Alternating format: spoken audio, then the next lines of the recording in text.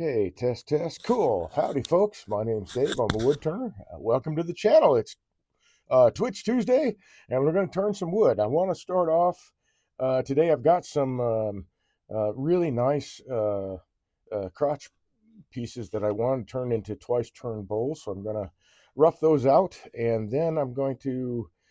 I've got a project that I need to do some piercing on, so I'm going to do that during the broadcast too. Clean off my glasses here. Welcome, welcome, welcome.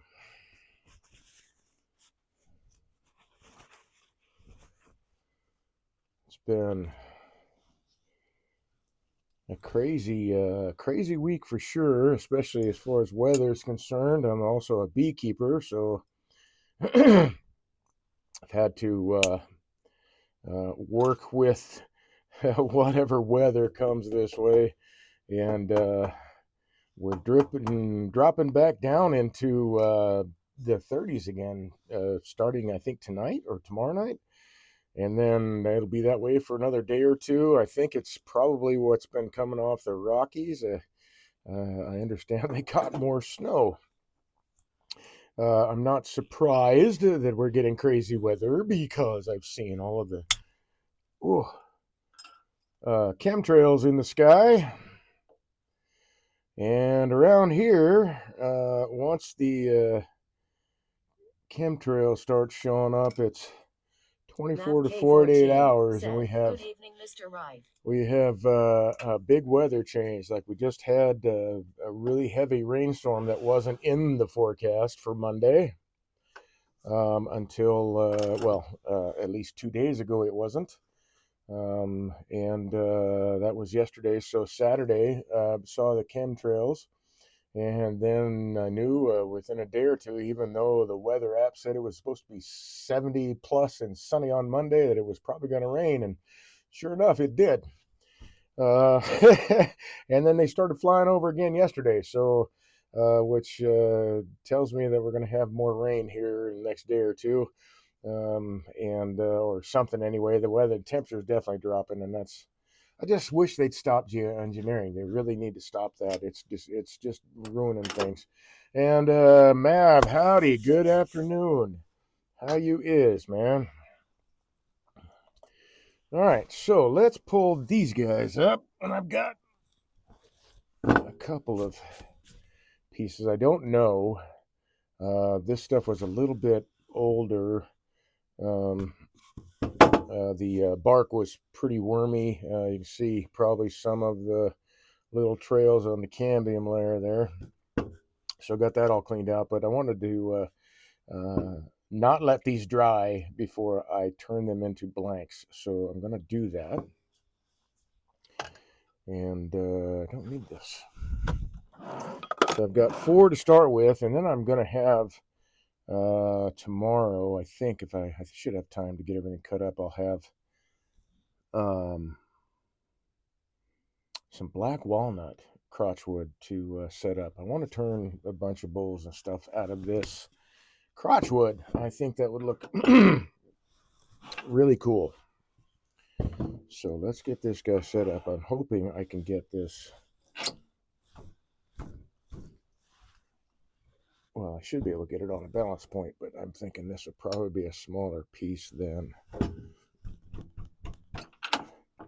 I cut this little billet for, which is okay. I've got both sides of the crotch out of this. I think this is, this is either elm or maple. I think it's maple. Gotta move that. Okay, so it is heavier. I'm surprised.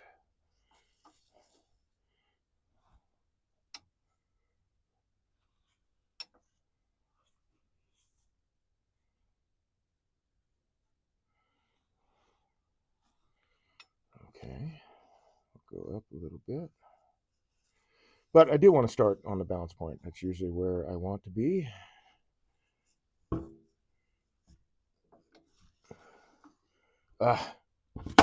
Doggone it, that point just sunk in, so I obviously did not get this Allen screw tight enough. Oh, well, that was quite loose. I obviously forgot to tighten the thing in the first place, apparently. Let's try that again.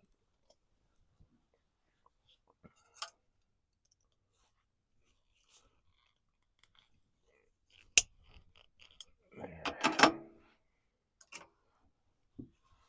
All right, so what? I think that was the center I had on that side. But looks like we'll just have to stab a new one. If I can hold on to it, that is.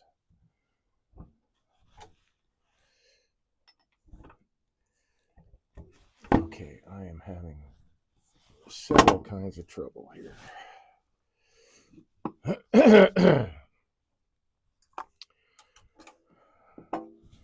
Looks like this one also sank in, but I know I tightened this guy. So I guess I'm going to loosen this up and tighten it again. Get my little push stick here. Where is that guy? There we go. That should be good.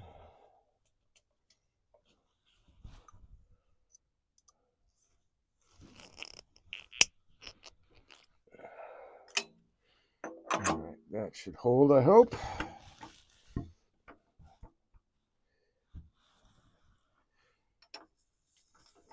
And we'll go with that right there. Okay, clearly heavier. So I'm going to move the whole thing up to right there. Okay.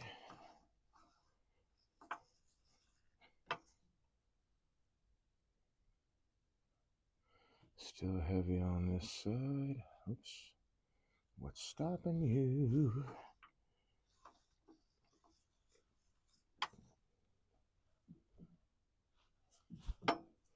Hey, easy there now.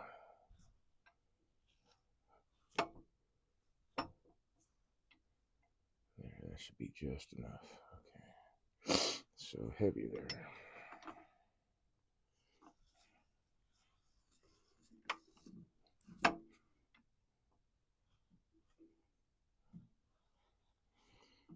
And I'll bring that up a bit. Oh, too far. Okay.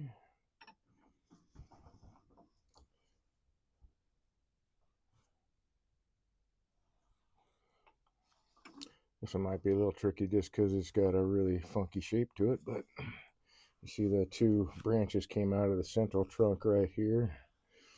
And then one of the branches of the crotch and the other one. So you're not helping.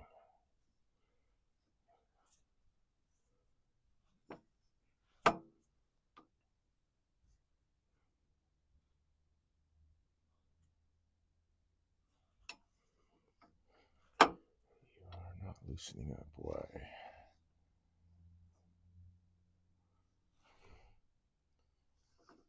Where's my stabby hole? There it is.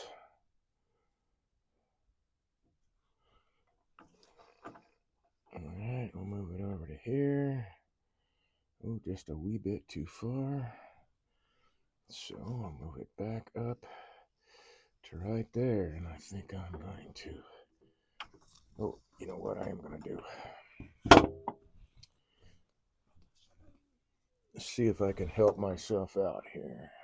Let's see, where is it?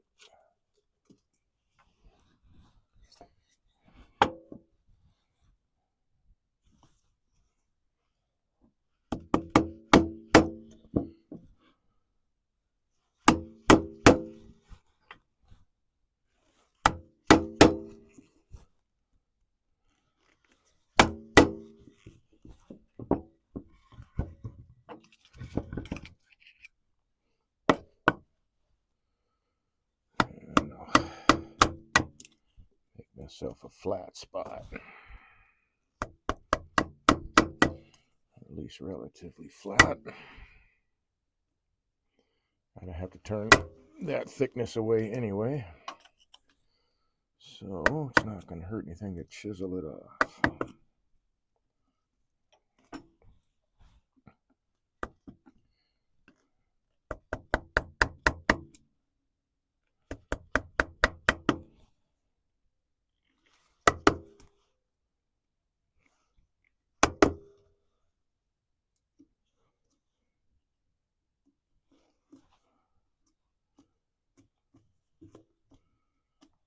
All right, let's see what we get with that. Throw that guy, probably there. It's going to be too high. All right, I'll try that. Definitely too heavy. That's too heavy there. So I can bring this up. Way now. To there. And then this guy up.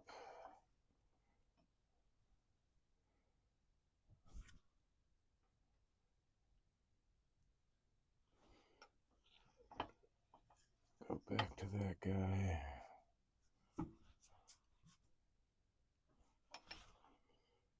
This just isn't quite loose enough.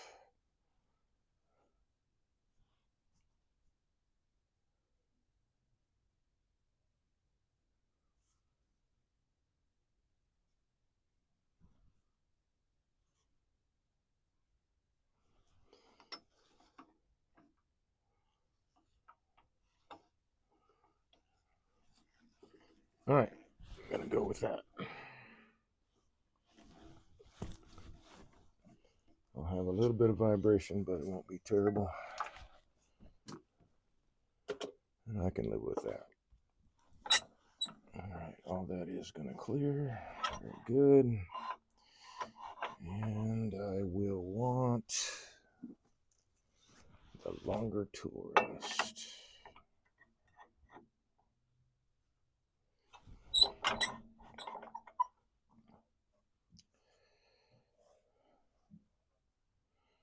So that will clear. That should be the longest corner right there.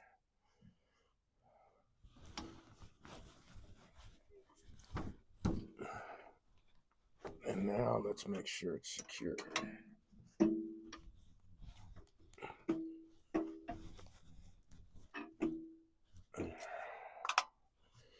Okay, that's clear. It's all clear. Groovy. All right, glasses are on my head, so now they're on my face. Need a little bit more light. I'm going to do that guy. And I think we're ready to rock, man. All right.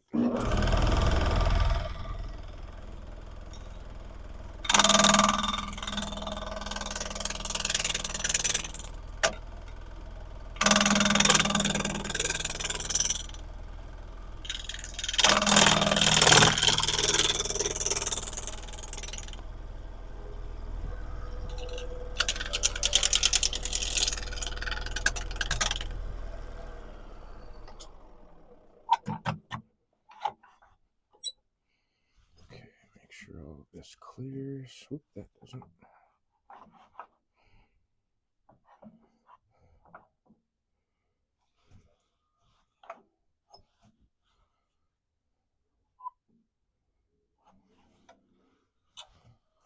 That clears, that clears. Okay.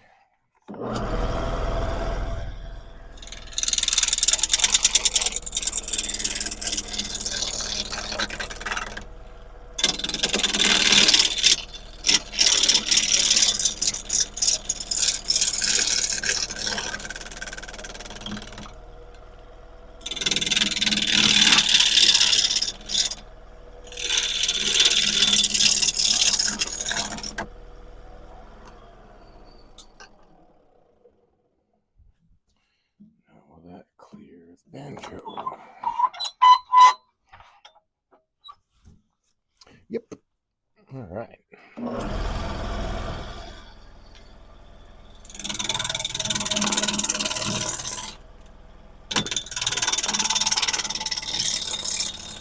all these pieces are somewhat green. I don't know how long this piece has been setting out.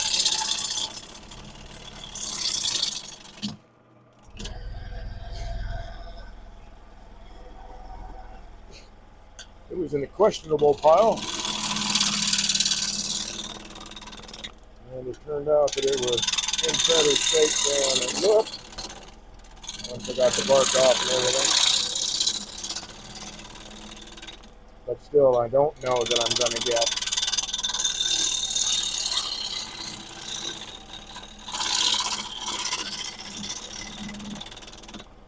quite the display of figure,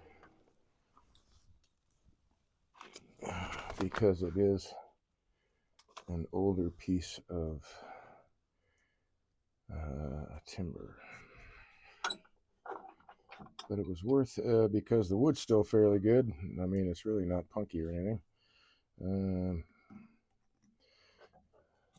At least not, it's just at the very early stage.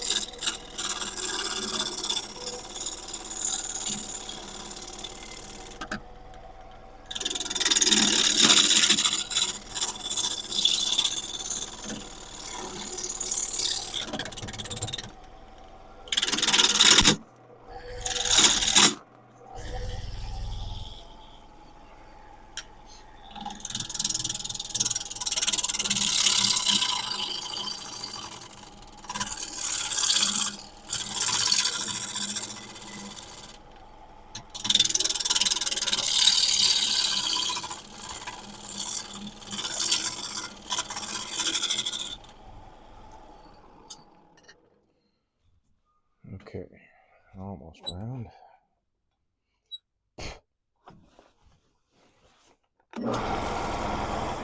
Hey, I'm not sure. I'm pretty sure this is maple, but it could be elm.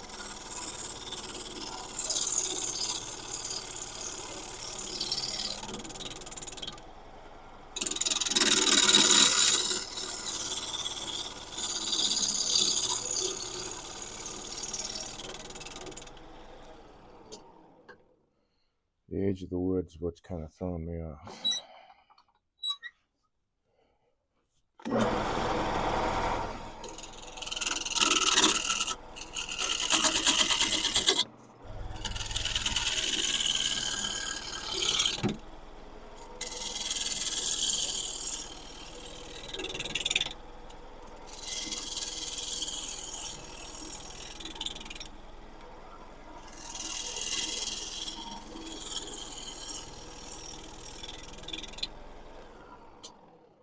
How close did that get me to round? Hey, we're just about there.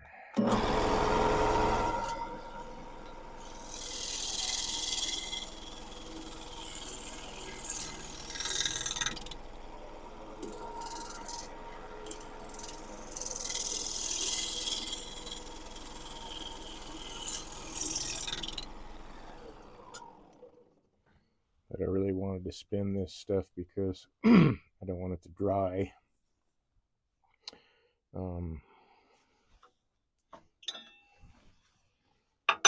Without me taking all the stuff out that I can take out, you know, the splits, cracks, whatever, all that stuff. Where am I looking for? I'm looking for this guy.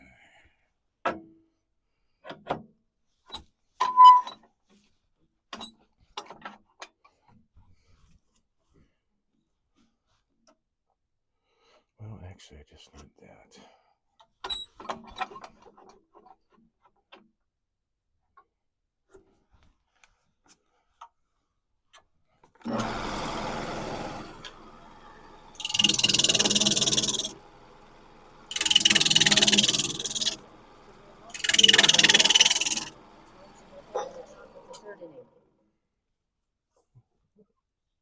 I don't know why that was not loud enough. You're on a 10-stream streak, dude. The Brewers are beating the Cubs 1-0, top of the third. Hey, cool. I used to follow the Cubbies and the Cardinals when I lived in Missouri. Sorry.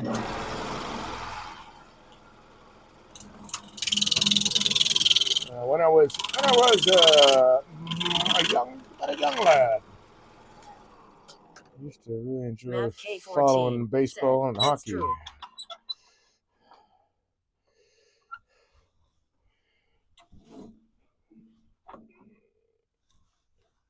But I think the Cubs, well, I cannot remember what the stats are on the Cubs. I haven't followed sports in a long time, but I do remember that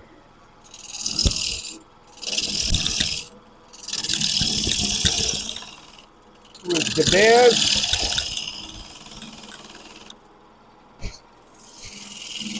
and the Cubs. Let's see. I want to say it was St. Louis Blue. That was the hockey team. I don't know if that's still the hockey team. So I haven't followed sports in a long time.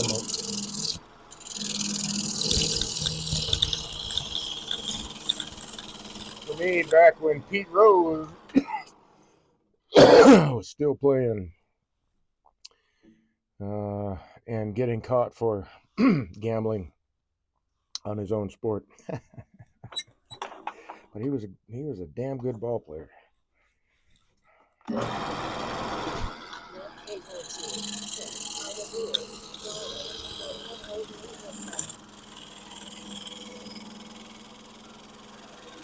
Ah, okay. The one team I followed the most used to be the Broncos. Spent a lot of my teenage years in Colorado. Lyle Alzado. K14 said, remember, but Packers. Then it was John Elway, who was the QB for the Broncos.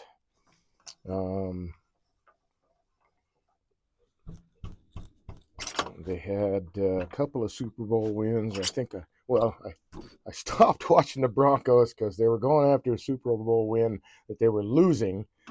And I found myself yelling at the television, and I realized, like, nobody's going to hear me. Why am I yelling at the TV? Why am I drinking? Why am I drinking all this alcohol just to yell at the TV and get all worked up? So I was at a Super Bowl party, and I told my friends, "Sorry, I gotta go. This is like the silliest thing I've ever done in my life, is sit here and yell at a television. I gotta stop." And I haven't really watched sports since.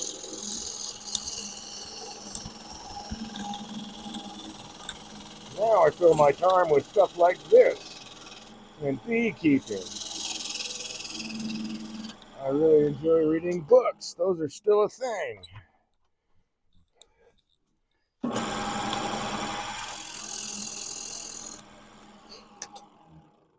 that work?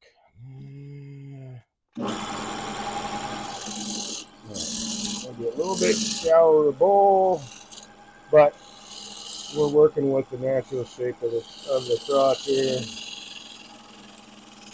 All I did was geographically split it up wherever the grain went, and measured things out that way. I didn't like, oh, this part of the tree I had to get rid of the pith, and this part of the tree is a little bit skinnier than that part of the tree. It's like, you know what?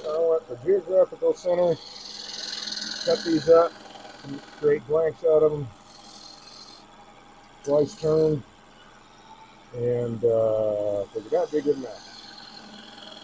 I can work out the rest, and I am. Okay, so that will be my tenon. Let's get this. Come on now. Wrong side. There we go.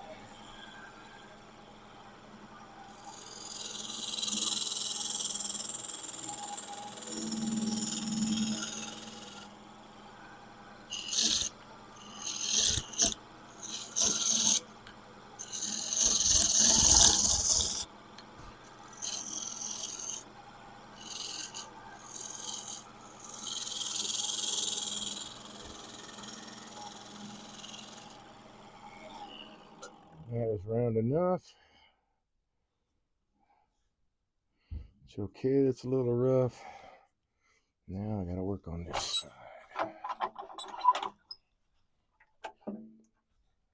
Swing it around. If at first you don't succeed, take it off the safety.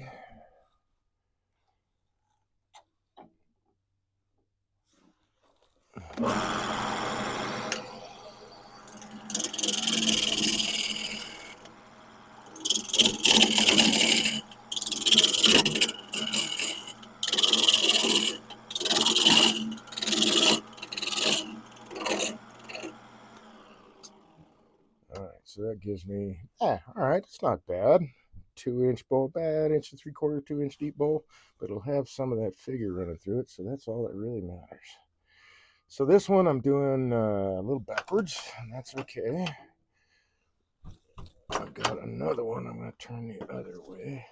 We'll see how that figure shows up there. And the next one. So this guy, let's move this out of the way. Let's see.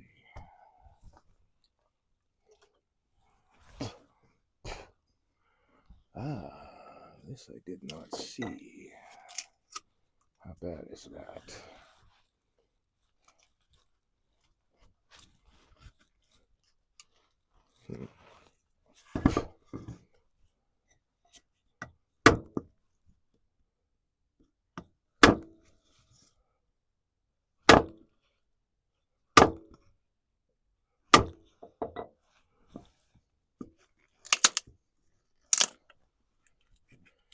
Not bad.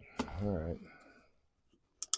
That'll be all right. It looks like a little bit of delamination right here on this outer ring, right on the outside. So as long as that doesn't carry through everywhere else, it should be all right.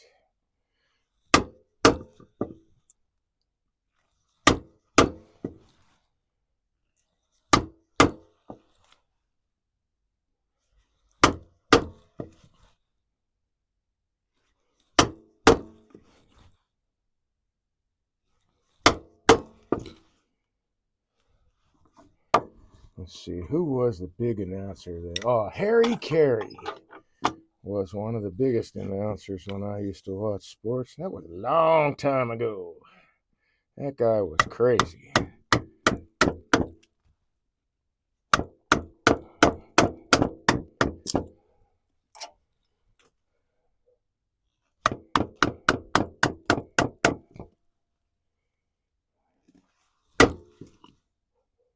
Come on.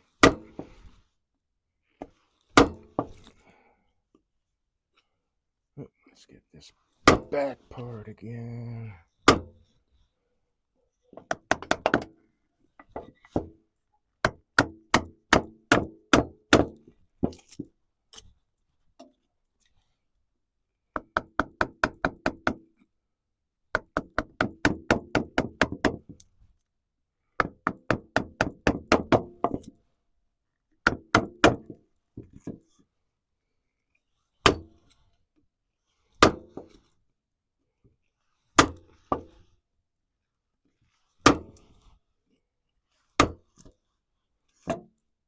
I thought for sure that would pop right out of there. There we go.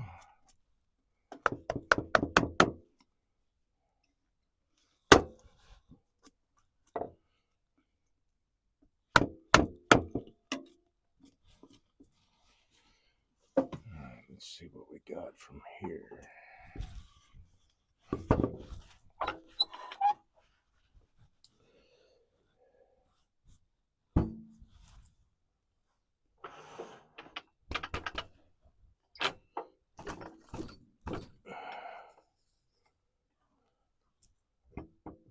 Okay, so they both got to come up. Somewhere in there might be all right. Okay, so now we'll move this one up. Whoops, lost it.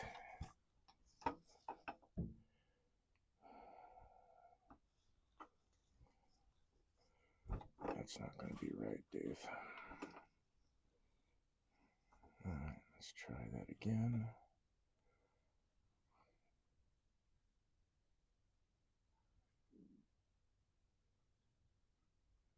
Show me the way. There we go. Whoops.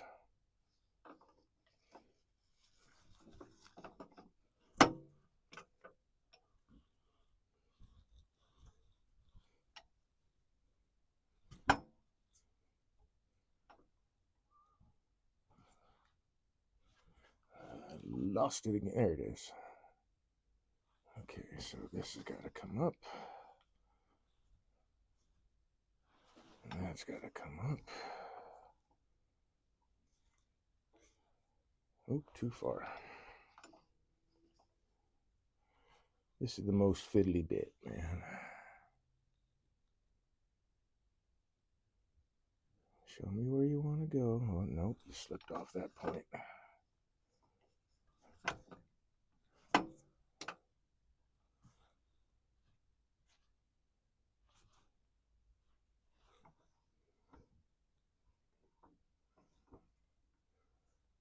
Come on. Okay, so just a little bit right there. All right, so that's what I'm going to call center. Now let's get this secure.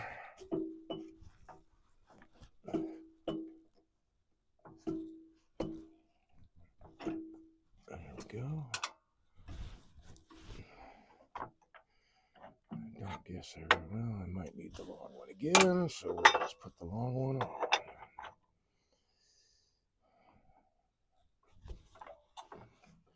Okay, that will clear.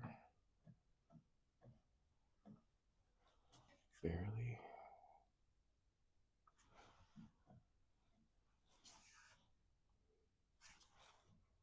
There we go. And that point will not clear. That's not good. We don't want to be stuck there. You know what, though? I really should do it from this side. Okay.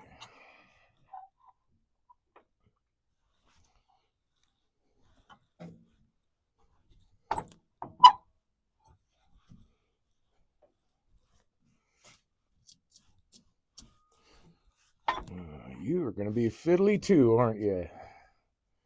Okay.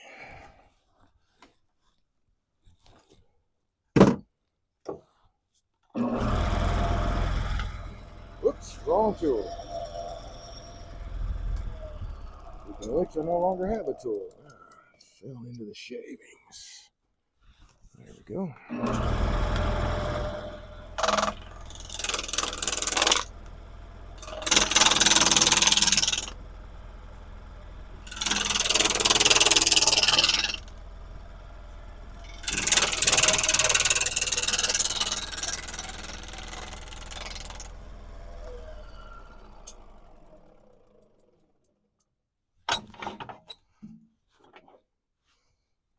So I got a bit of a split happening right there, but that should get turned away.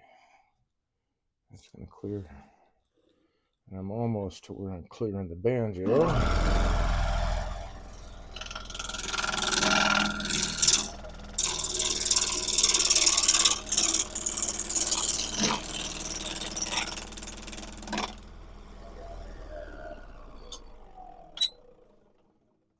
Should be it. Yep. Okay.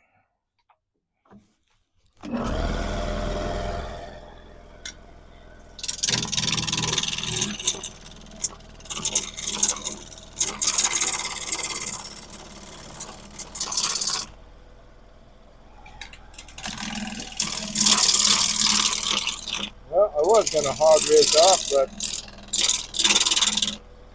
the collet won't stand it.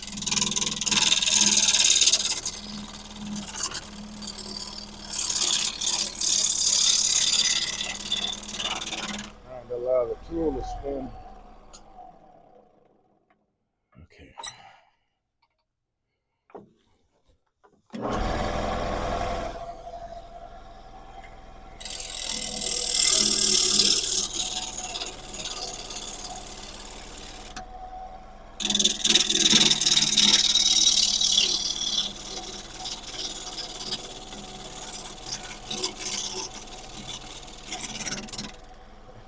have to keep rotating the handle in my hand to keep the bevel in the right spot. The downward force and cutting all this air.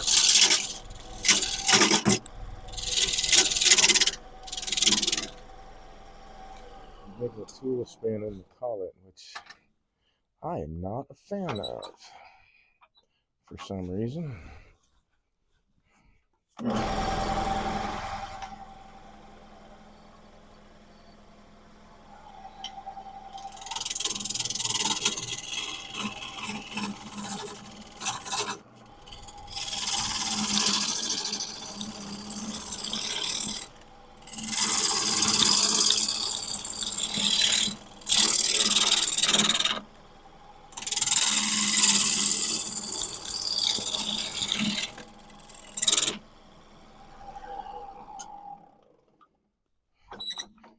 do like my tools to stay handled when they're in a handle.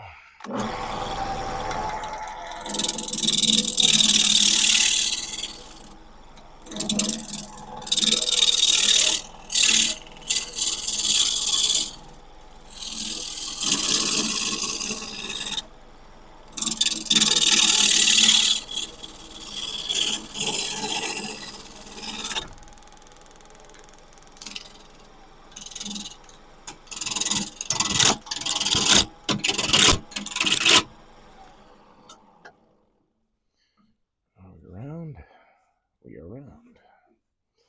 Okay.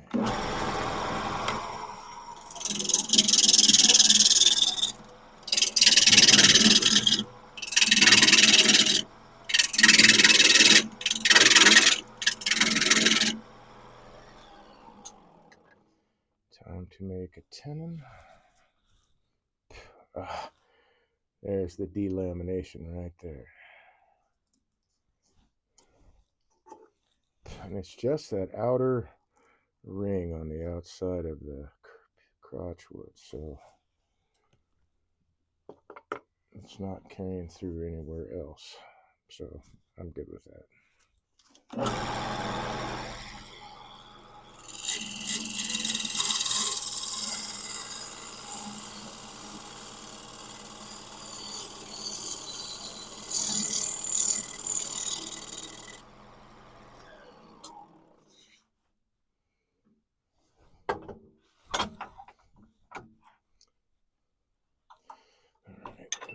Easier for me to use. Did you fall off? No, come on now. I thought I set you down here. Okay, so now I'm looking for my other tool rest. It looks like, well, I guess it did. It must have fallen off the other side. So I didn't see it just sitting on top of the shavings, but I must have thrown a few. So let's see. There it is.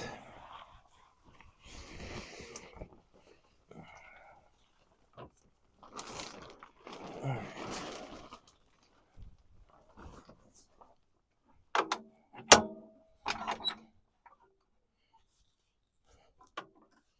Too close.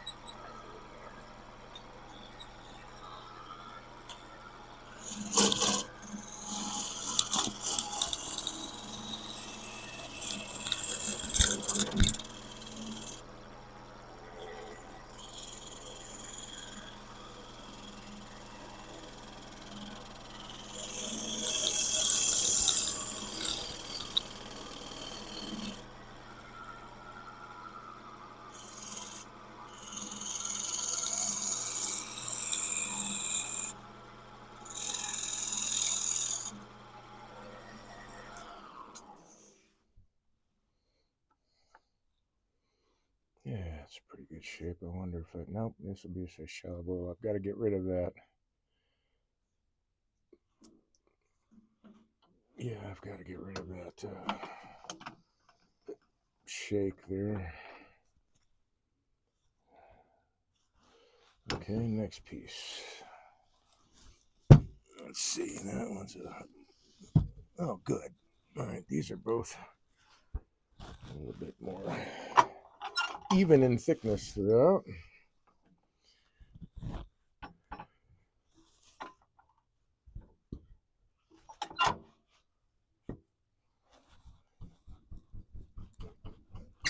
Which means this guy we can move back.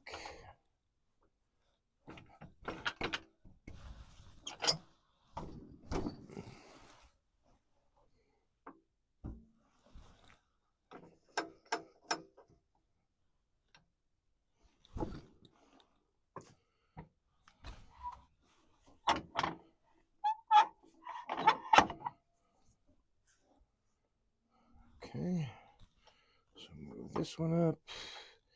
Probably still be too heavy in the bottom.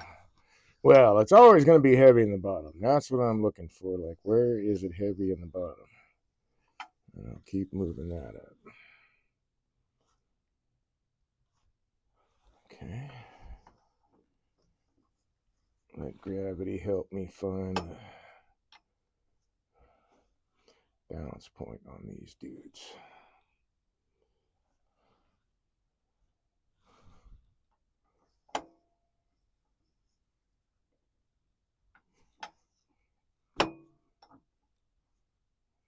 Oh, went too far.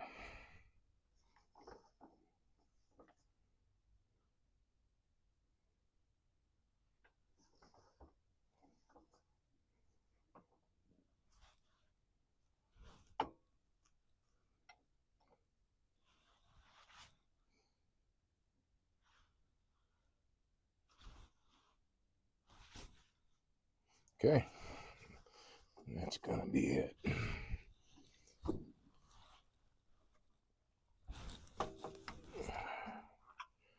So now let's make sure it is secure.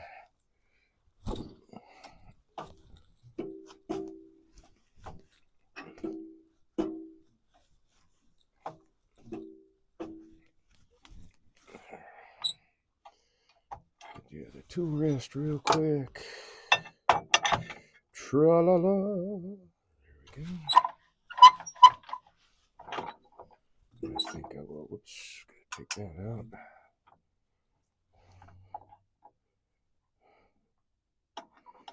Actually, what I really want to do, if I can, I can't really do that yet. All right. All right, so that clears, that clears. This is the one that I'm worried about. All right. Good to go.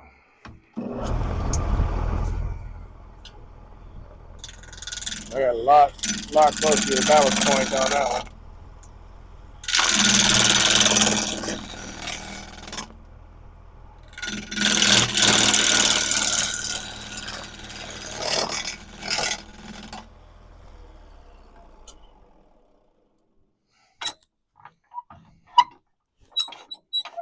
Oops, not too close. That's too close.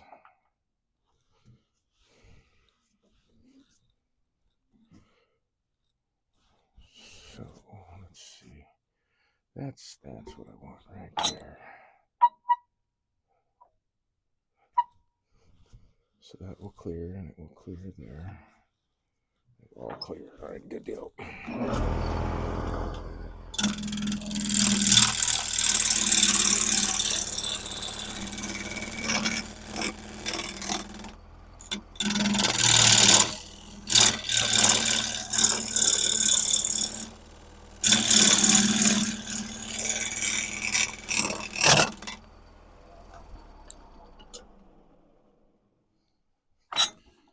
Now get the banjo underneath it.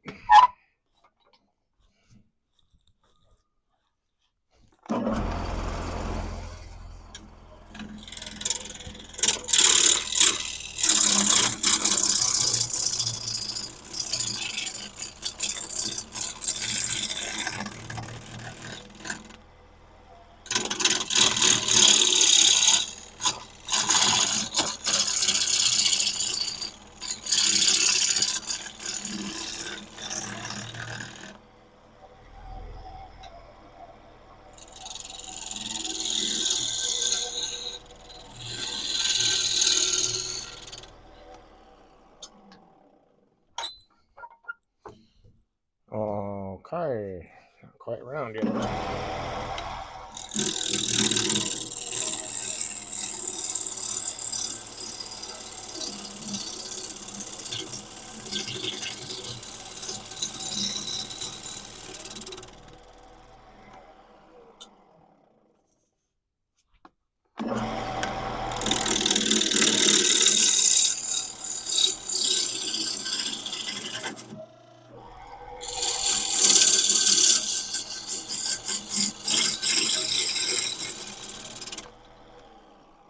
Hey, Schmo, if you're on right now, the more I look at this, the more I'm thinking, this is elm. So thank you.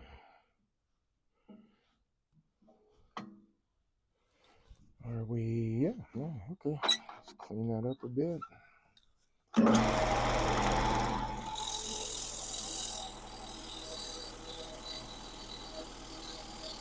But I'll take opinions. I mean,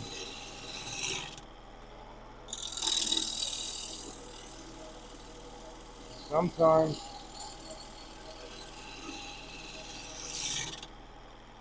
species look so similar that you can only go by like hardness and density, all that kind of stuff. Yeah, that's a nice size. All right, let's make sure I got rid of any shakes. Yes. So the one that was there is now gone. Yay!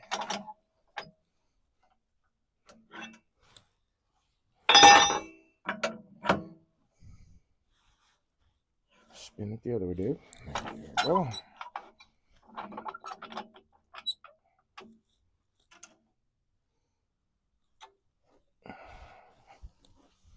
It's all gonna not clear because I'm too close right there. Good thing I checked.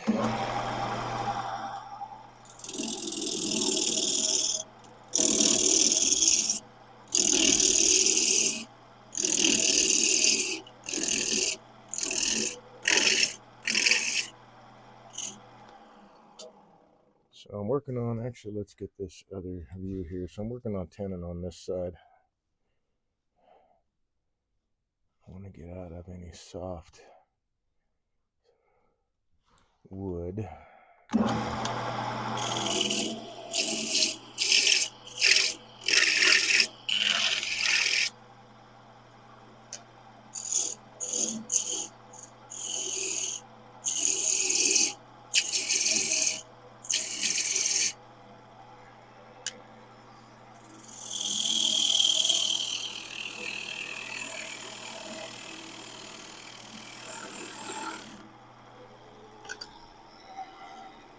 Oops. That tool fall out too? Okay, I think I can reach it. There we go.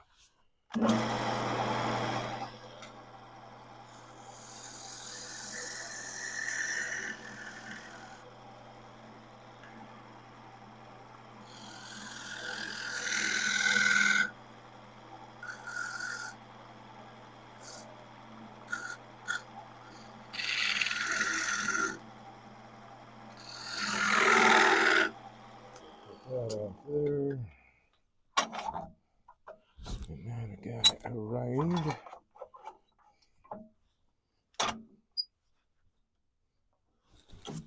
Hey, what is smacking? That is right there.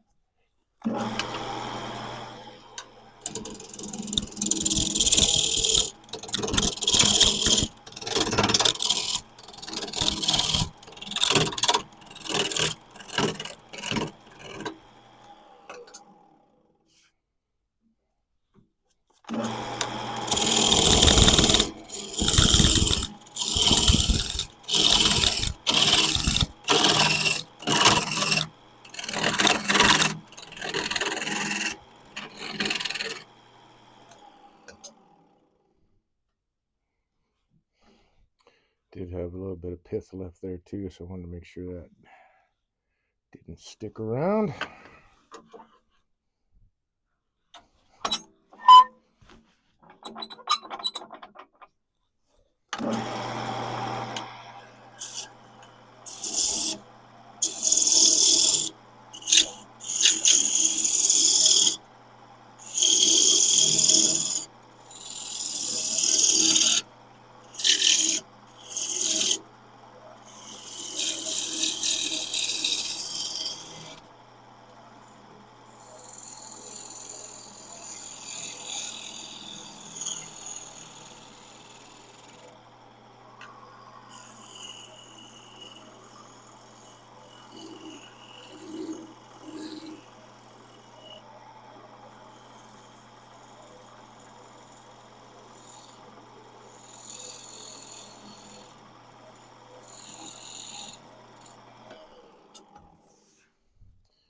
Okay, that's a good shape, and the tenon is nice, and the tide is high. Oh, I'm gonna dive off into singing Blondie songs.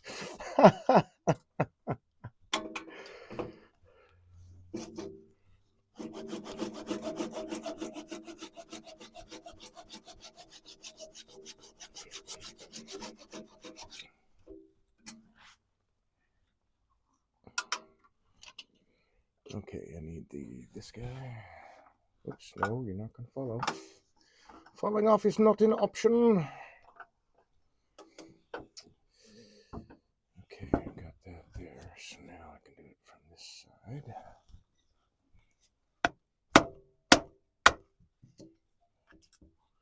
There we go.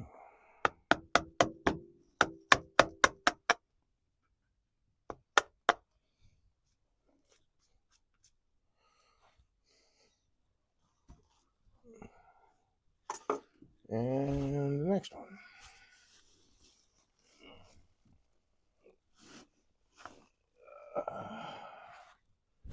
Come here now.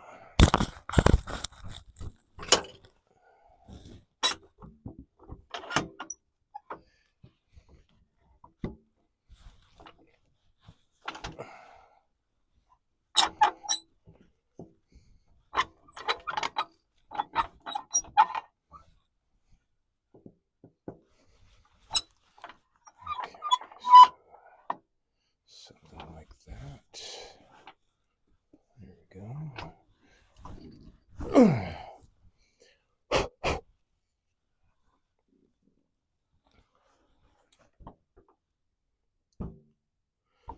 You know what? I'm not doing it that way. I'll just have to spin it around one more time.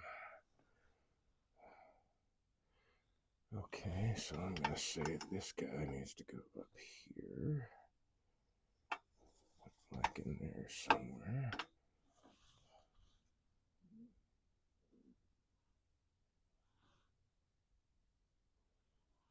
Okay, and then this guy needs to come up just a smidge on this side. I think I went into the same hole. Yep.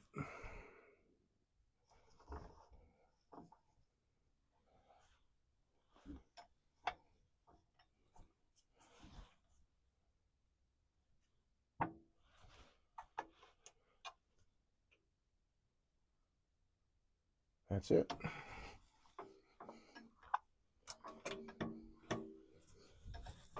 It's a lot easier when the thickness is fairly even.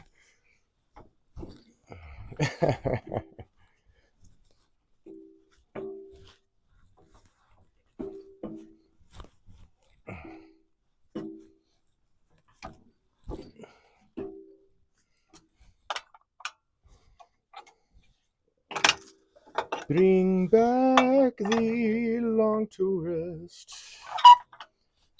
Okay. And that means that I want to move this guy over here. That will clear. That's my longest corner. Come on. That will clear, that will clear. Okay.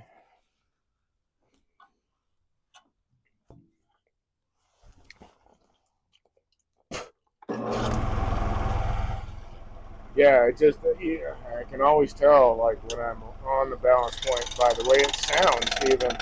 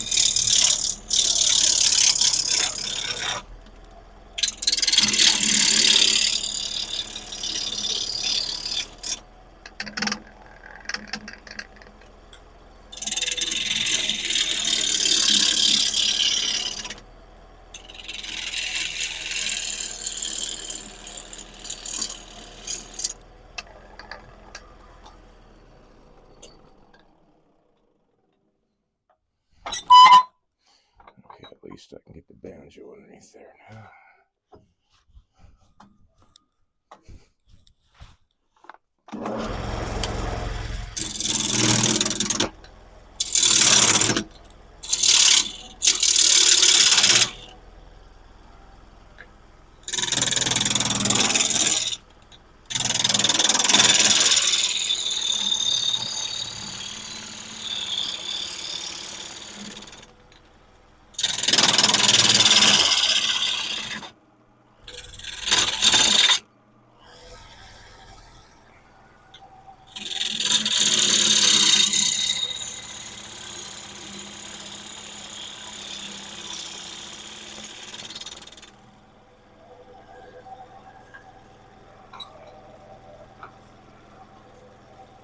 Should make it a practice to turn off your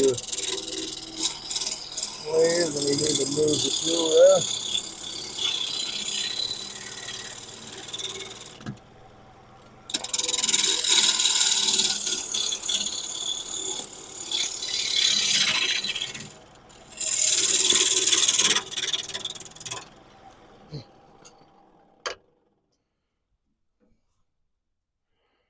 Okay, I got a little bit of a split here from the drying process, a little bit of pith right there, but that's going to go away. This will be the bottom, so I'll be shaping the bowl from that side. All right, am I round? I'm round. I'm round enough.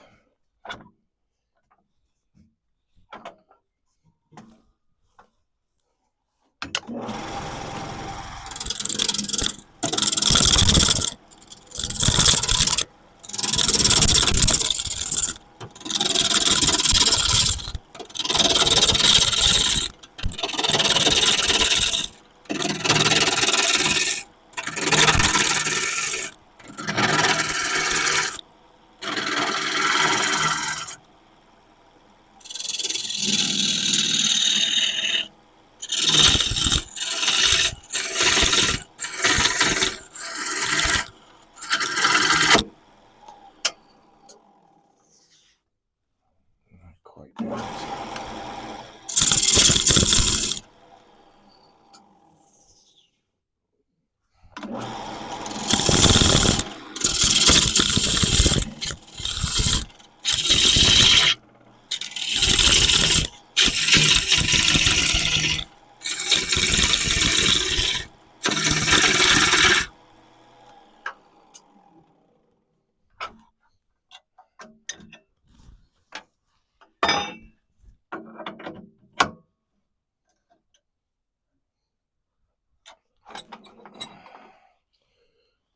So the feathers down here, this is the bottom.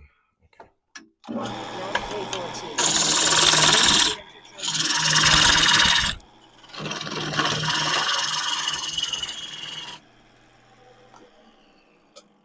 The Blues are in misery. Oh, you like to? Oh, and the Packers. Yeah, yep. Used to definitely follow the Packers, Green Bay, and then Minnesota. The Vikings were one of my underdog teams when I used to watch sports. Don't know why. I mean, I'm not from Wisconsin or anything. I just really like the team.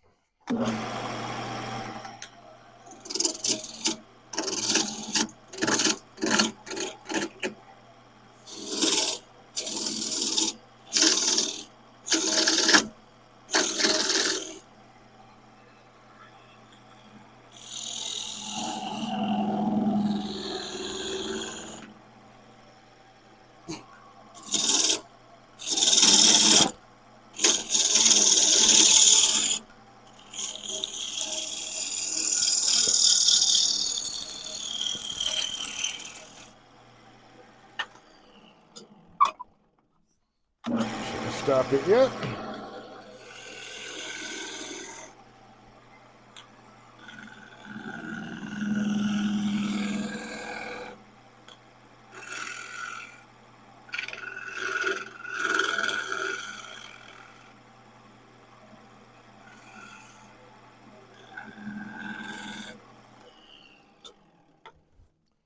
All right.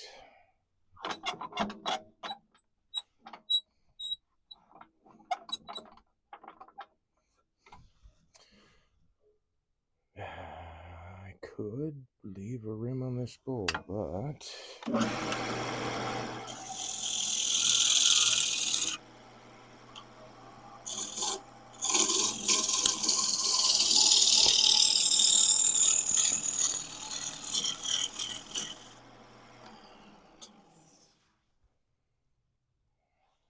okay.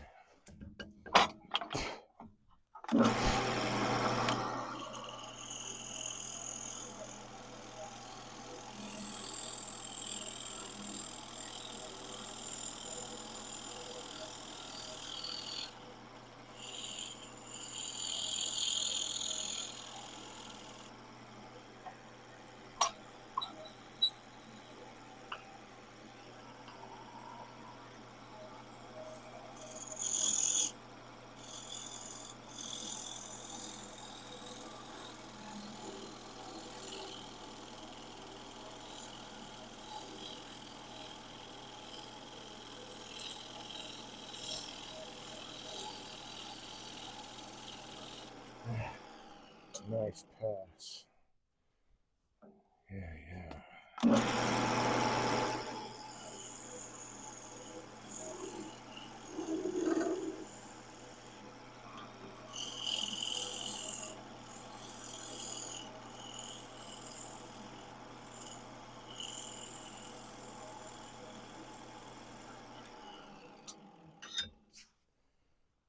Okay, looks all right.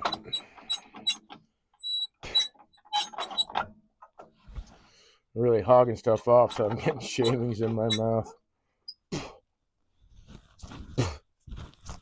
And stuck in my beard.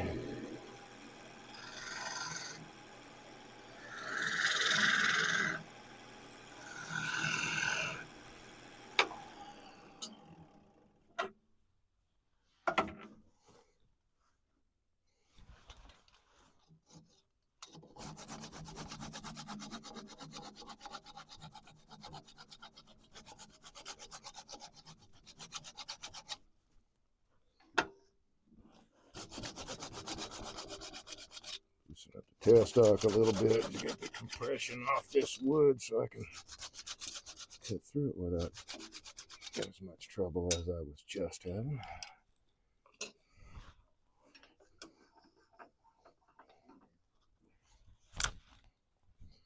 Okay.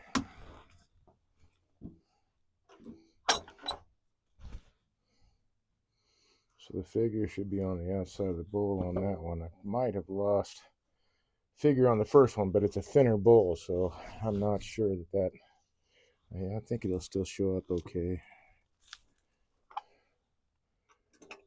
We'll find out when they're done drying and ready to be turned the second time.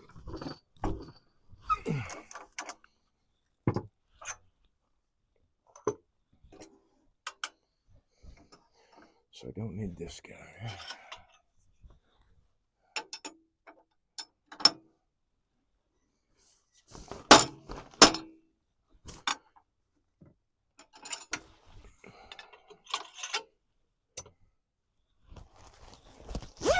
Huh. I guess I didn't have my collar closed all the way because I got shaving down the front of my neck. Kind of itchy.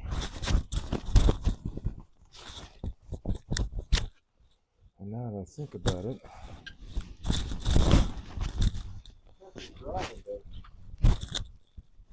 I think that the day was relatively warm enough that I can peel a layer off.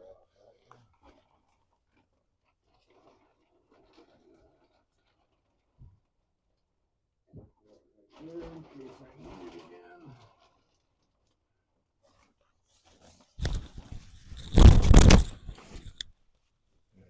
Just this.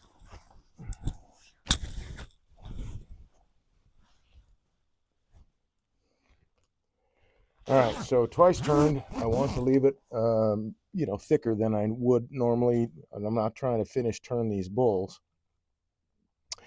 because I don't want them to change shape. So when I turn them, I want them to be dry. I'm trying to preserve as much of the diameter as I can. And I mean, green turn bulls and the moving and all that is fine. I don't have any problem with that whatsoever. Just in this project, I don't want these. These are all going to be twice turned.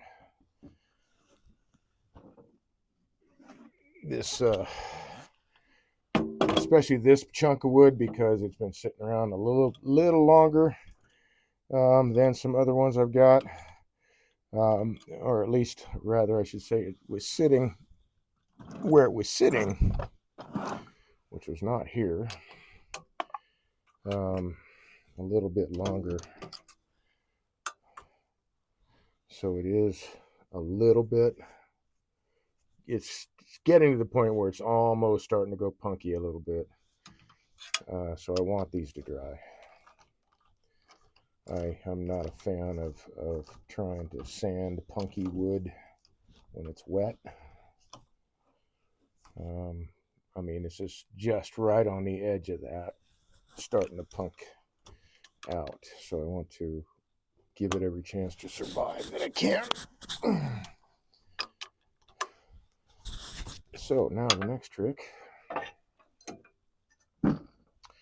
is to get an even wall thickness, but I'm leaving it, as I said, thicker than I normally would. I'm not trimming it or turning it down to its final dimensions.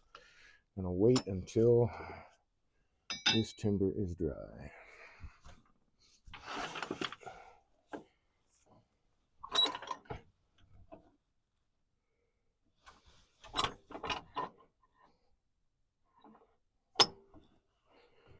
Now, I got to take this down just a little bit on the front because I've got just a little bit of pith right there.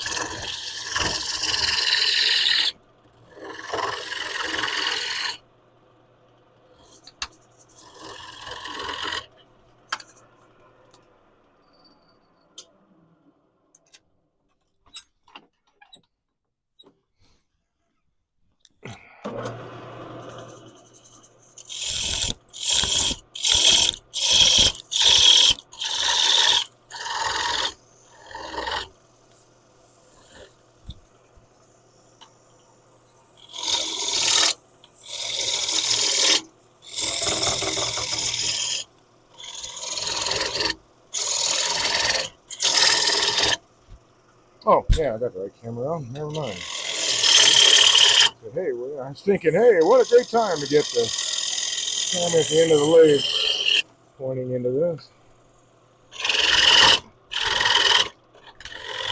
So really, I'm hogging this up.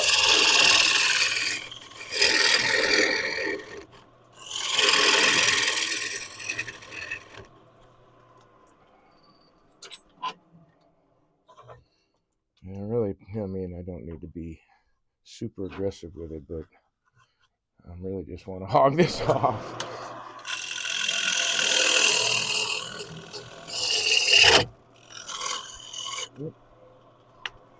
Tail stalk out of the way. And you gotta come into play there, pal. Yeah, there we go.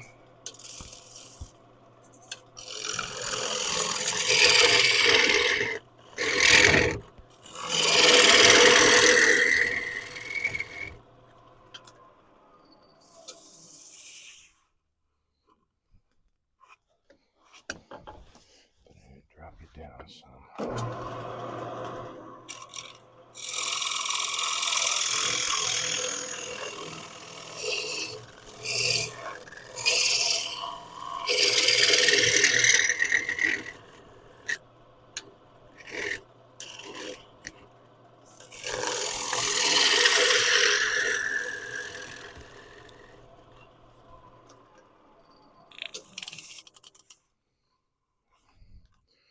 almost even.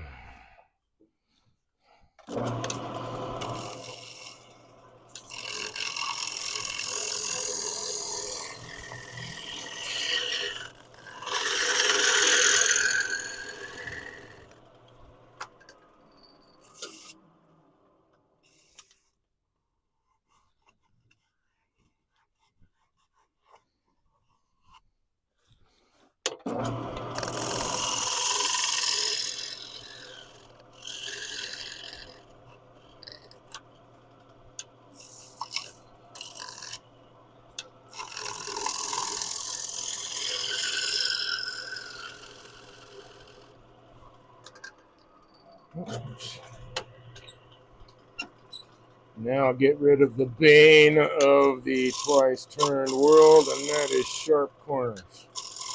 No sharp corners.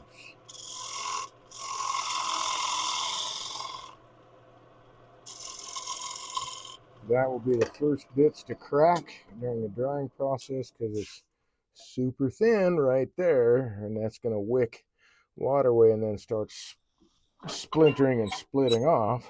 But if I chamfer that edge,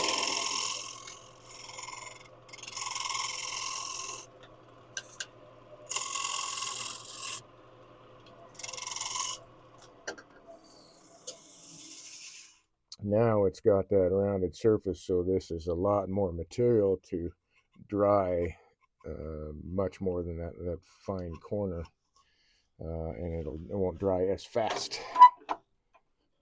Right there.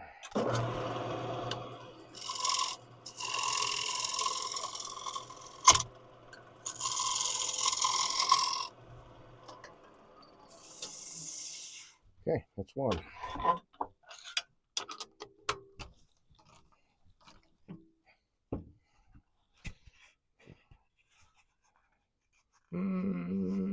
You know, I could take off a little bit more out of the bottom.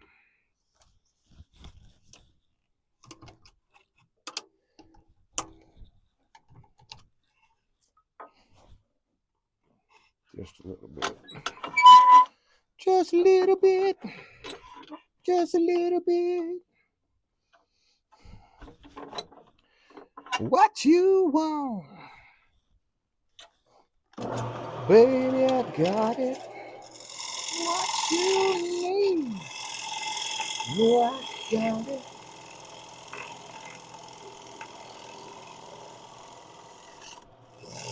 But all I oh, a little respect, just a little bit. Ooh, just a little bit. R-E-S-P-C-T. Find out what it means to me. Hey, how you doing, man?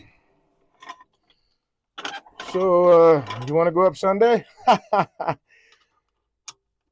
They're getting freezing weather up there, man. It's supposed to freeze tonight. I mean, we're going to get that here close to it, but they're in 30s and 40s again. That front that was coming off the Rockies hit the UP. Okay, that was number one. So we got to wait for the temps to come back up to do splits up there.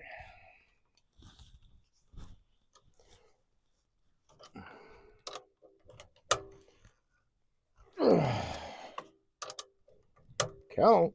There we go. Let go. All right, so there's a lot. Paranoid Let's remove from this guy. I count man. Memorial entrance is going to be nuts in TC. Oh yeah, that's a good point. And I won't be coming back till after. So I guess I'll have to catch people coming back across the bridge to come down here. Huh? That sucks. So this bowl is going to be about that deep. I want to get rid of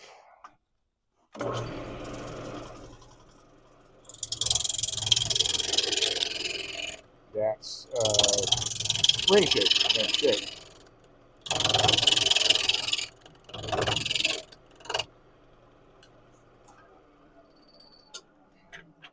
Yeah, you're going to be just jamming up, aren't you, at the restaurant?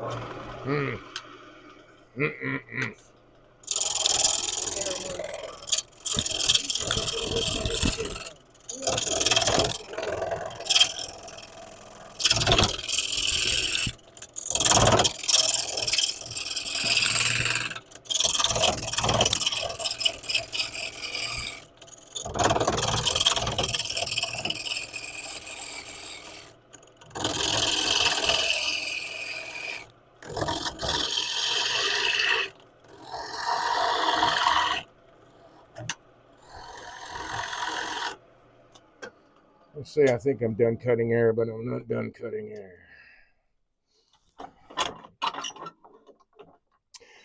Sorry, I didn't hear what you said. Bees have definitely started making comb. Yes. Yeah. Would love to replace that, no doubt, man. But hey, we also need to get them. I think might have to play in that hive outside and just remove all the new comb and get them to build more so we have drawn frames there because there's no drawn frames there, man. What the hell? You're slacking. Oh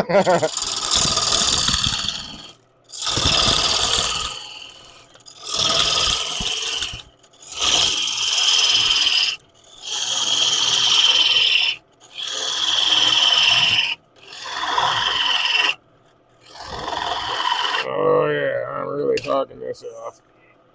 So you just go at your own pace. Definitely responsible for your own safety and all that stuff. I mean, we're all adults here, right? I am working well within my comfort zone. This is not a weird thing for me. I'm just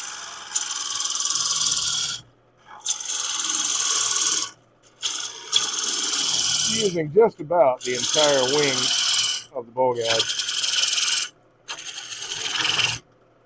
So when I say I'm hogging off, that's what I mean. I'm taking big shavings, removing a lot of material as fast as I can. Part of it is the okay, good. That shake is gone. Part of it is Dave. Come on, English works for you, doesn't it?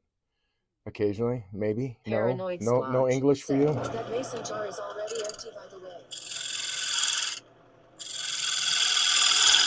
Well, I mean,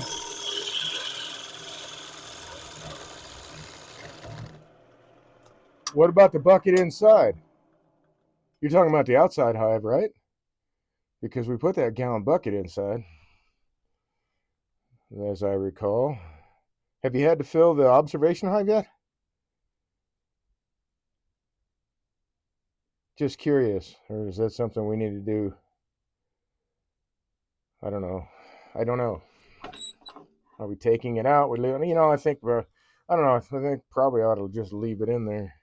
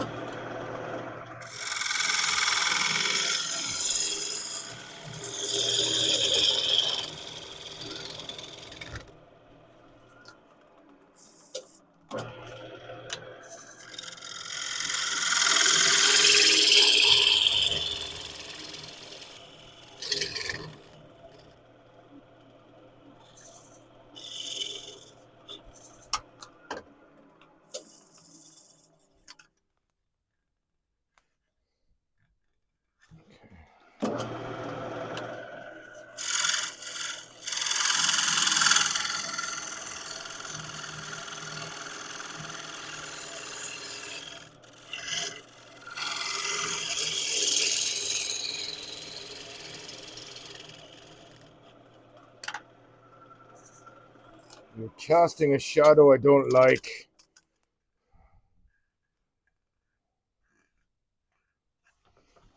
Paranoid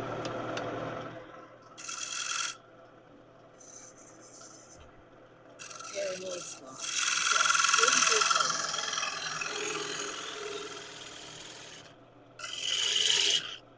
Oh, do you think you're going to be out there?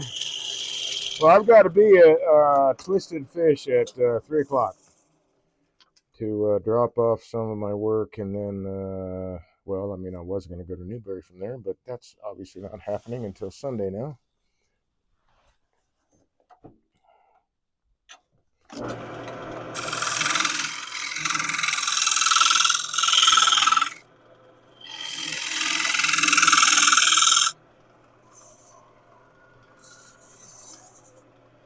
All right, get rid of the sharp edges.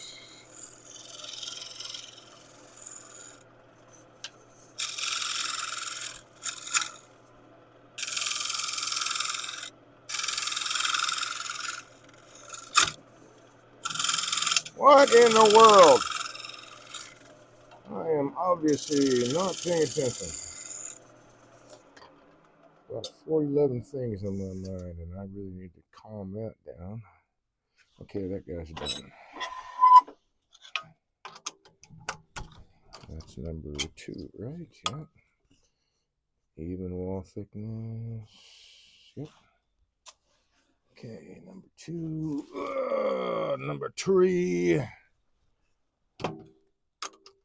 So you think you'll be there Thursday? Is that what you're saying?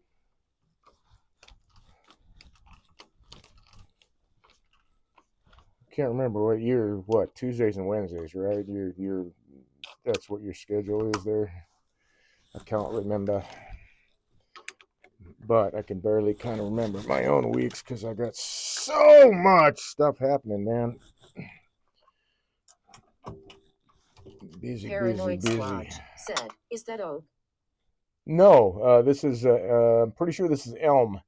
The more I was looking at the grain once I got it, the wood opened up. It looks more like elm than it does maple to me. I thought it was maple, but no, I think this is elm.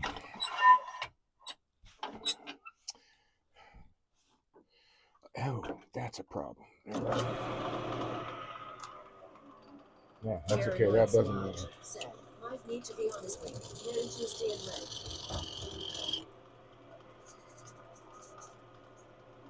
Might need to be, honestly, oak? Or you mean you might need to be at the zoo Thursday?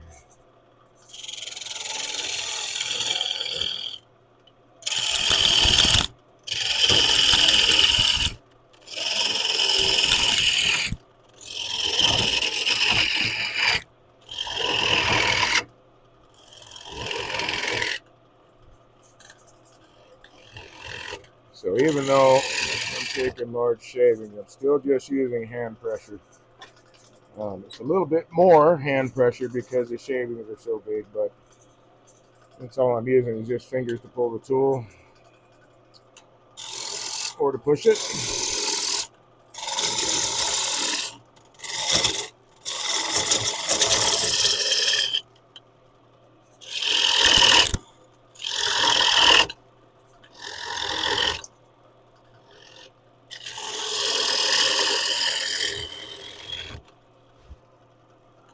Paranoid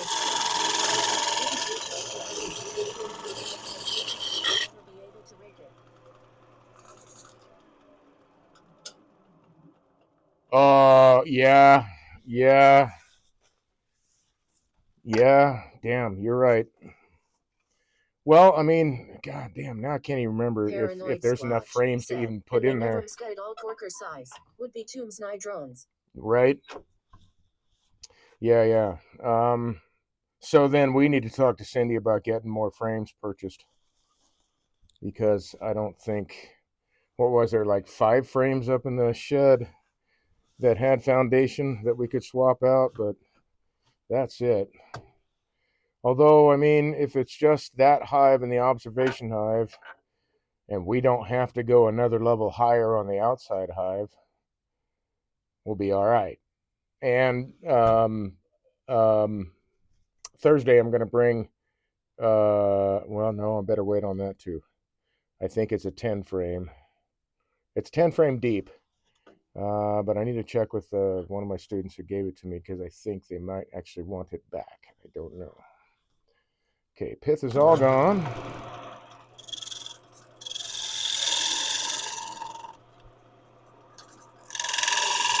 But if they don't need it, I'll bring it to the zoo. Well, yeah. Yeah, for the win. Yeah.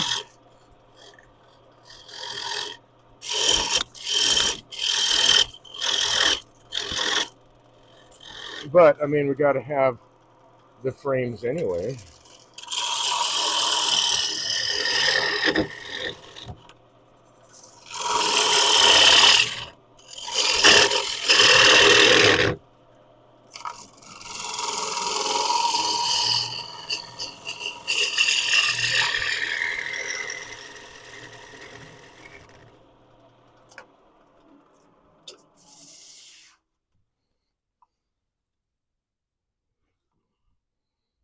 A little bit thinner on the bottom. Oh, yeah. Yep.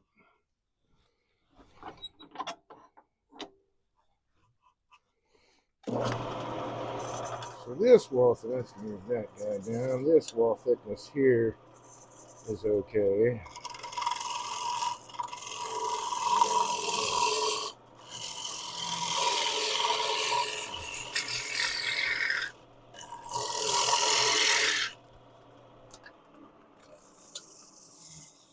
Now we're good all the way down to here. So I take a little more out of the bottom.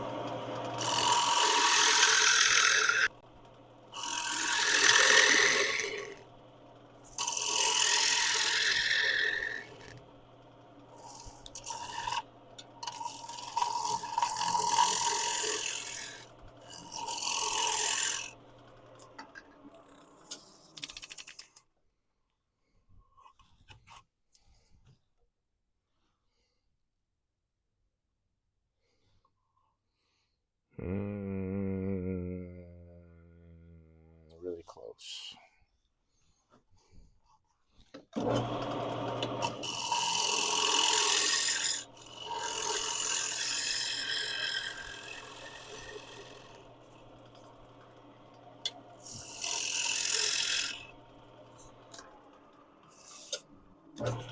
Okay, sharp corners.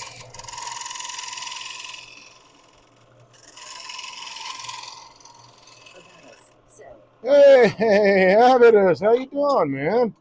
Boy, it's been a while, I guess. At least since I've seen you in chat. You may have been lurking in the background on a broadcast or two. You just didn't get in chat like you normally do. But yeah, how you been? Haven't seen you in a while.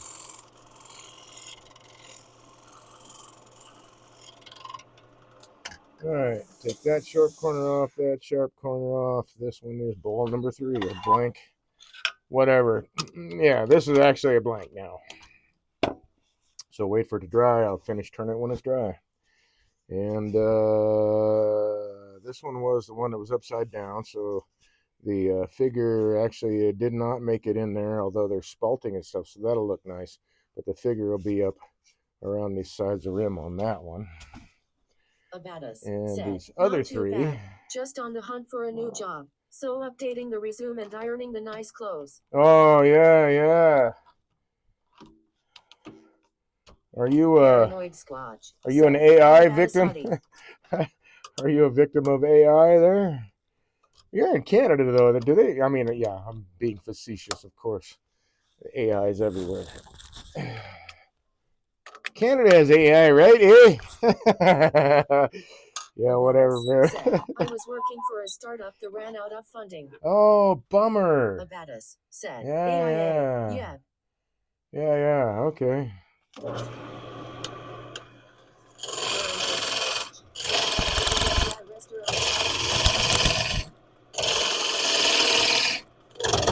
Woo! A lot of air on that one. There we go.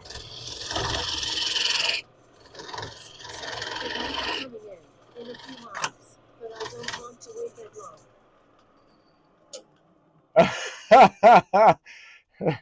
long. Well, I mean, he's kind of sort of just across the border, but a little bit further west, man. I guess if you live closer to the Sioux. AI has probably helped me more up to this point. Okay. That's good to hear. That's good to hear.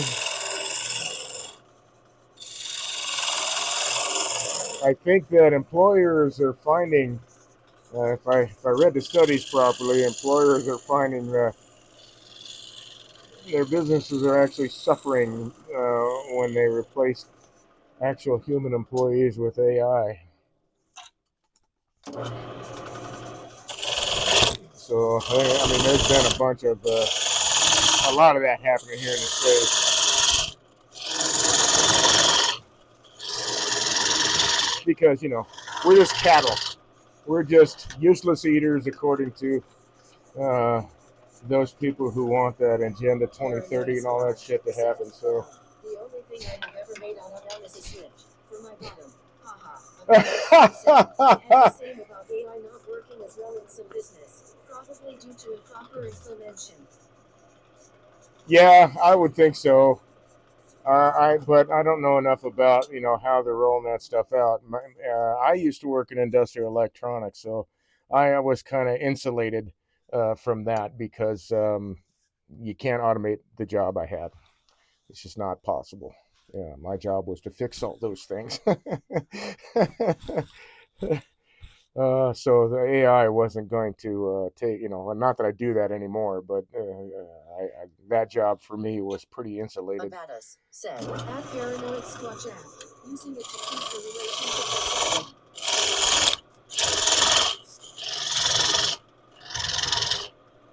Abaddis said, that's great. BRB. Cool. Yes, yes.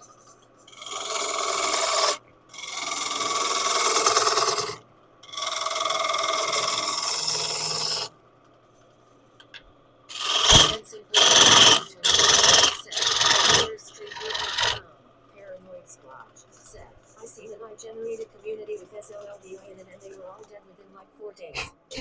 Wow. No kidding. Sentencing Porch MKC6UV25. Hey, welcome to the channel. AI viewers. That's interesting. That's one I haven't heard yet. Welcome to the channel. Thanks for participating in chat. Every little bit does help the algorithm, even if you're just here to hit and run. But hopefully you'll stick around. I've actually picked up a couple of followers who stopped in to drop those comments and then like got caught up in watching. So hopefully you'll stick around, man. But welcome.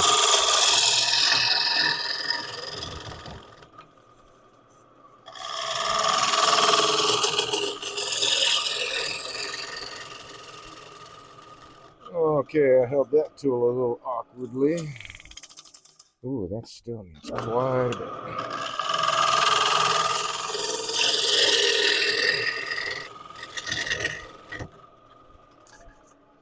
So, yeah, you should always work within your comfort zone. I'm working within mine. I'm not doing anything unsafe or outrageous. It's just I'm taking larger shavings than I normally do, just to hog this stuff off. But I have the skill to do it. So don't just blindly copy anybody you see, including me. This is a result of lots and lots and lots of practice.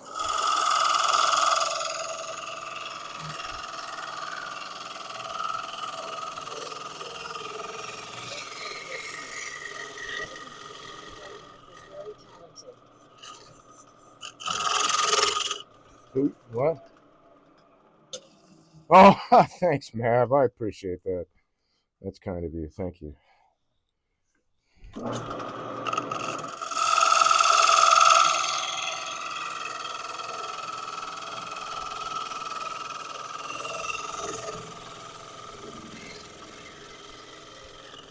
Oop. Paranoid squatch, does that mean Skynet will just destroy itself? You know, that's a damn good question. I hope so.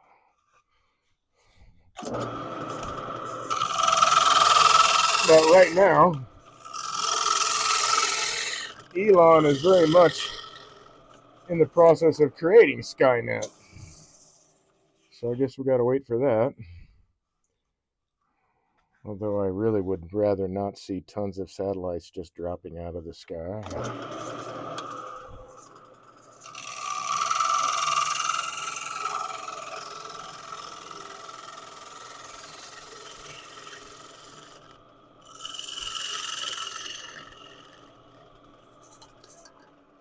Okay, let's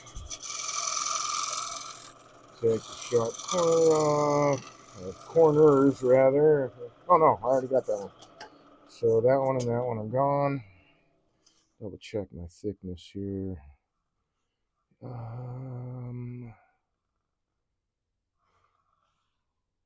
It's close. It's very close. All right, that's all that matters. So it's got to be really, really close. This is as exact as you can get it when you're doing a twice turned object. You want your wall thicknesses to be even so that the drying process is even throughout. And if I got a thicker spot, it's going to take, say here, it's going to take longer to dry because it's thicker wood than it is out here. So I'm keeping all of that equal. And then I set these on a shelf and let them do their thing, and they're going to change shape a little bit. They're going to dry out, but once they are, then I can actually turn these and give them their final shape. These are what I call blanks. This is an actual blank. It is a bowl. It's not finished, but that to me is what a blank is. A blank actually has the form that you're going to turn into it. Whereas, in my opinion, a billet, which is just a lump of timber or whatever, it could be any shape. When I talk with people about, yes, I'm creating some blanks, most people think, oh, you're just cutting up wood into pieces to be able to turn later, and that's not what I actually mean. When I say I'm creating blanks, I mean I'm actually creating a form that has a thicker wall that I will turn down to its final shape at some point. Paranoid Scotch said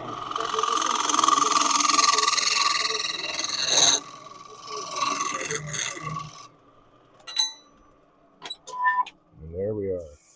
Ah, yes, that did it. Ah, yes, that got it. Nice. Do like having that heavy duty negative rake scraper. That does help a lot. All right, so I got a little bit of figure that's going down in the bowl. This was, again, backwards. This was the outside of the tree. The figure was all down in here, so I've got two like that. This one actually does have some figure in it. This has more spalting than anything. The figure is going to be, out here on the rim. That's those two. And these two, you can see the figure goes through the bottom, so now it will show up once this is twice turned. I'll have figure in the bottom of these guys. So I'm going to go set these on the drying rack. I'll be right back. Let's see, which one do I want to use? Maybe this one over here. Wow, I created a mountain of shavings today. That's awesome. Except now I got to wade through it. Okay, up here we go. There's one. Oh, my shoulders are screaming. They do not like that. Working overhead.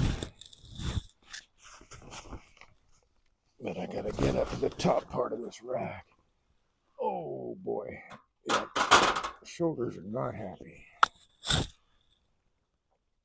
There's that one. And ouch, that one. Okay. So those are done. Now I can go to my piercing, which is what I want to work on next. Now this bowl, this mahogany bowl, had alder as a top, so it's a covered bowl more or less. You can call it a box if you want.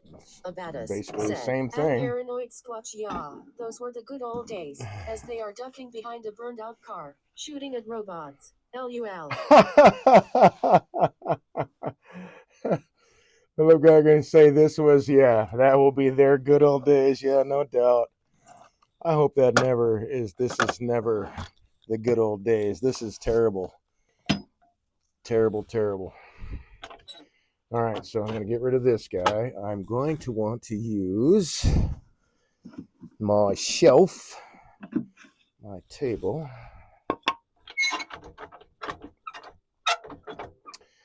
And I think I'm going to need to replace that tenon. Abaddis said, people like Dave Rife will be rich, as they will know how to build things out of wood. Assuming we have wood.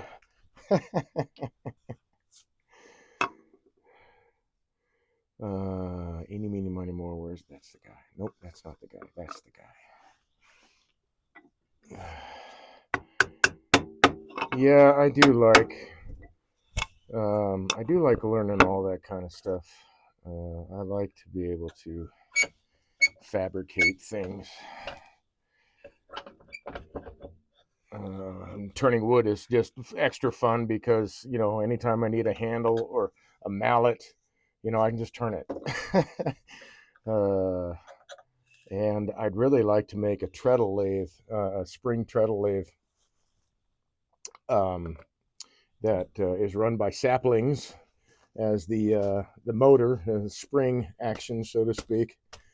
I mean, you can build one just about anywhere that you have saplings, you know, thick enough saplings that'll bend. You can set up anywhere in the woods, pretty much. I don't really know off the top of my head how to make one, but I'm coming up with the ideas so that I can do that. They used to way back in the early days of turning, I guess. They used to. Come on, Dave. Who are they? I don't know. Medieval wood turners. Well, we'll use the word medieval. They would just take the frame that held the spindle and some probably rope or maybe leather. What am I looking for? Oh, it's all right here by the door. And then haul that out to the woods, cut their wood, and then rough out the shapes that they needed. Chair parts, furniture parts, whatever. And then haul that back to where they had an actual lathe set up, which most people would not recognize their lathe set up as compared to what we use today. Although in the UK, there are still people who use those hook tools and on the older style lathes that were, you know, they were all kind of custom built by the turner. And so they'd rough things out in the woods, get all the bark off, that kind of stuff, and then haul that all back and do the actual finish turning back at their, you know, shop or whatever they called it. And so I want to make a treadle lathe that's portable, and I also want to learn how to just do that on the fly in the woods. I think I would have to take maybe just an H frame or an I frame, and then I could make whatever spindle I want out in the forest, put it in there, drive those legs of the I or the H into the ground so that they don't spread apart, right, when the thing is going back and forth spinning, because a treadle lathe is the piece turns one way, and then as you let up the, you know, it's back and forth, back and forth. Still, you're only essentially cutting in one direction, but with a modern lathe, it all goes in one direction or another, depending on how you set your lathe. This lathe does not go in reverse, so I only have one direction that I can use on this lathe. Now my portable lathe, my little Rikon, that I can go lathe would be cool. Either way. Yeah, we've got a guy in the turning club. He hasn't been to the meetings for a while. But I mean, stuff's been happening, so Anyway, life is most likely what's getting in the Abatus way. said, a treadle laugh would be a good project to make for our maker fair. Oh, yeah. Yeah, it would. Yeah, it'd be perfect. And then you can just take it wherever. Okay, what are these guys? I think these guys are wood burning, so I don't need those. This is what I need. Now, wait. I'm going to go look back in my container because I think I ordered more of these guys, and I should have more than just two. Although the last time I was piercing, I left my material a little thick, and I busted a couple of those bits. They are only a 16th of an well, these are a millimeter, but I like the millimeter ones better than the 16th of an inch because there's slightly more material there. I do not see. So this might be a case of I was really thinking hard about ordering and didn't get that far. That's a possibility. All right, so I'm going to use the ones that I have,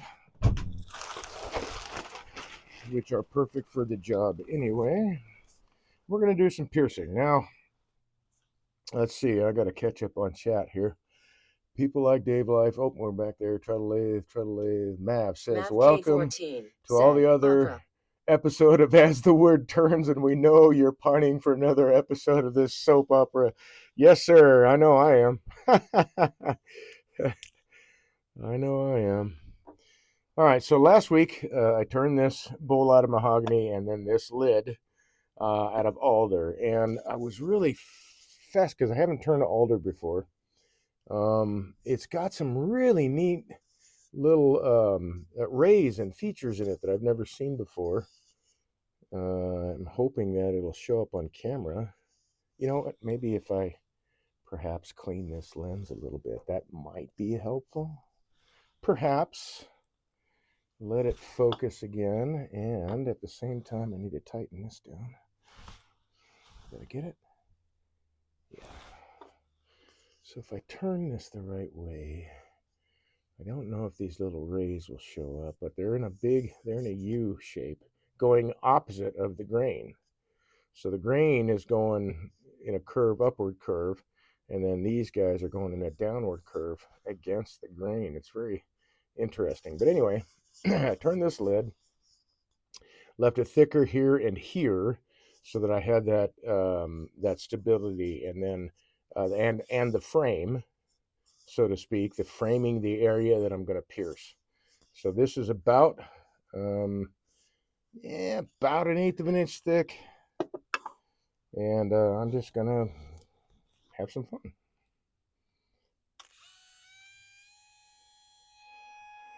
I would like to use my dental drill because it's a right angle.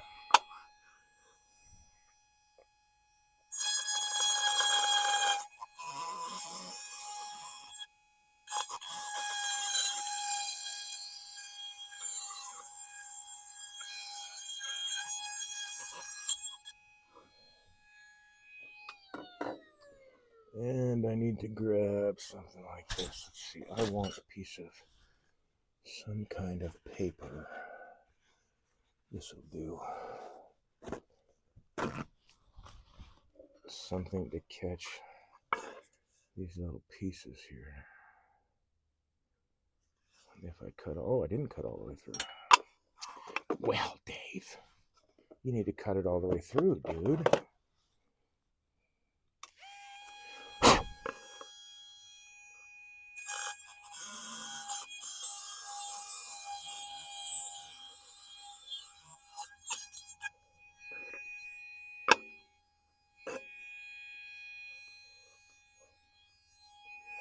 So just going to do random shapes in this whole area here.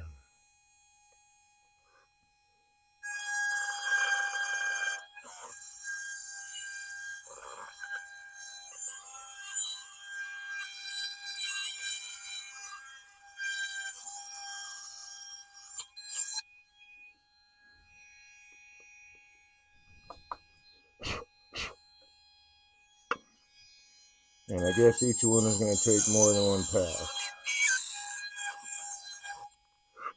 All right.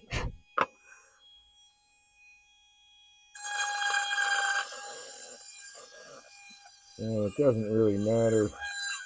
I'm just making abstract shapes.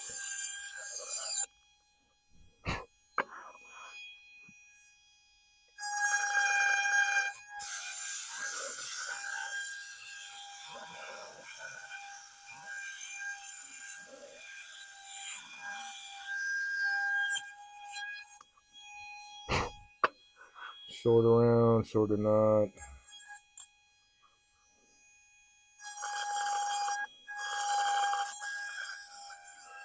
Piercing is really cool stuff, The but Milwaukee Brewers are beating the Chicago Cubs 5-0 in the middle of the 8th inning. wow. They romped all over them then if they were up one on the third. Now they're, what'd you say? Beating 5. Now they're up another 4. Okay.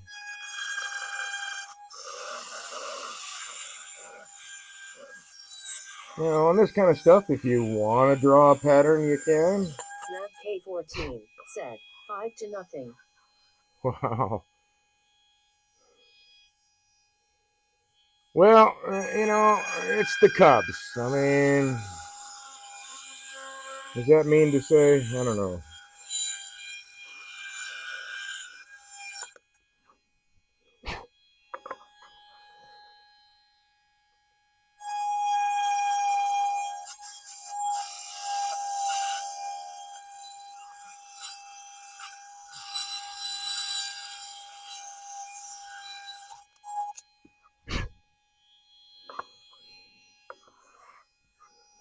Nav K14 said Cubs completely useless by September.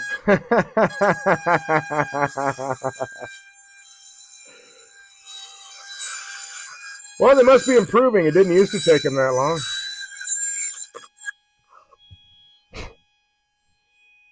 What I remember from my youth, anyway.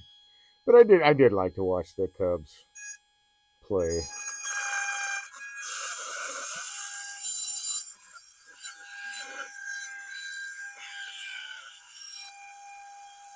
Cincinnati Reds. That's what it was. It wasn't a St. Louis. It is the Reds, right? I can't remember now. It's been so long. I think it's the Reds. They're the baseball team.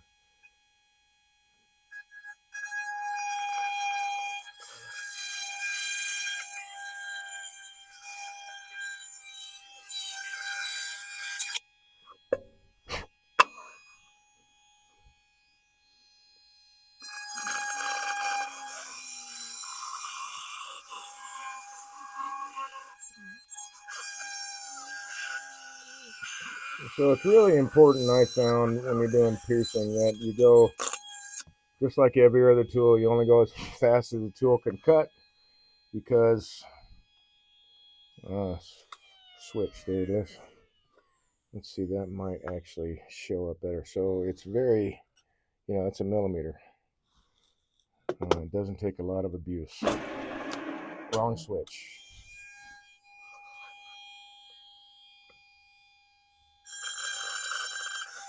But the material does need to be relatively thin, because heat is a problem too.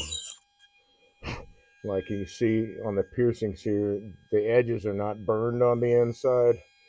I don't typically want the edges burned on the inside, but if you move too fast or the wood's too thick, you can burn the edges as you're cutting these pieces out, and then you'll have black all the way inside, which is not a bad look depending on if that's what you're after.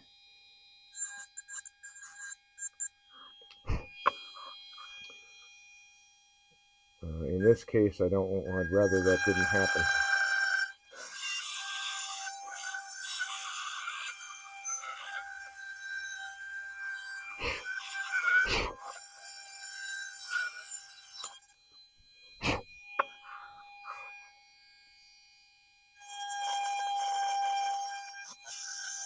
So just gotta take my time.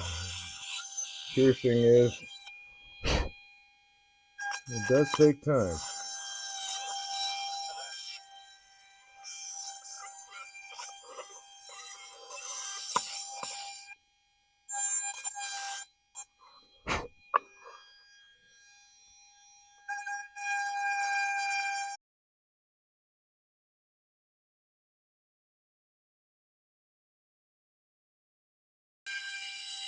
or maybe I should say it's just a little bit more difficult.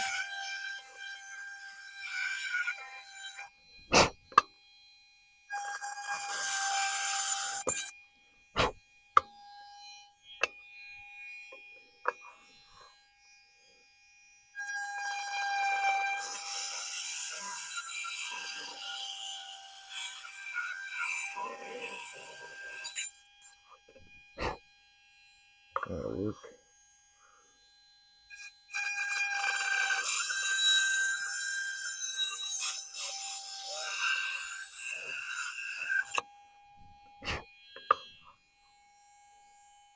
This alder's cutting really nice though, so that's a bonus.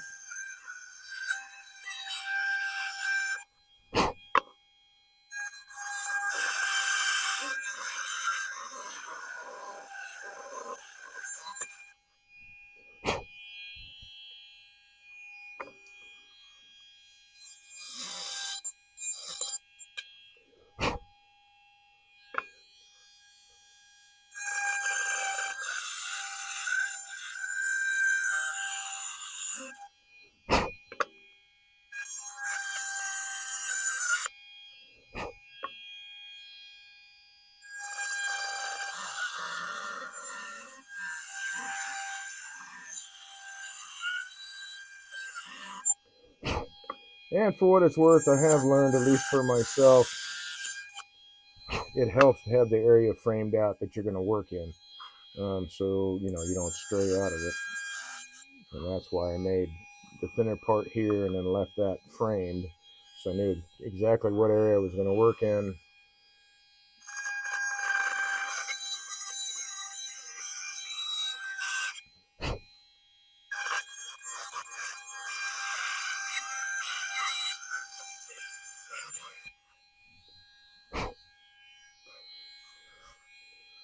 So we'll just keep going like this all the way around.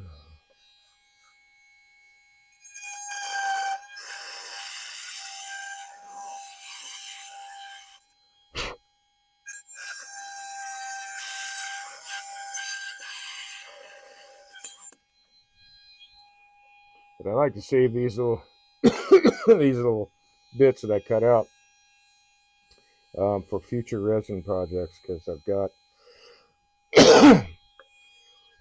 You know what? I'll show it off. I'll be right back. Be right back. I don't know if I've ever shown this on the broadcast or not, but where's it at? There it is.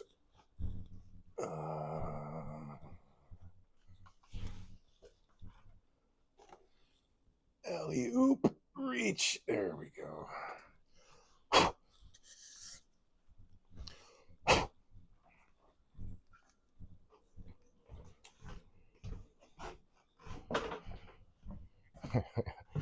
And I'm gonna grab my little dusting brush here because this needs to be dusted. I got a nice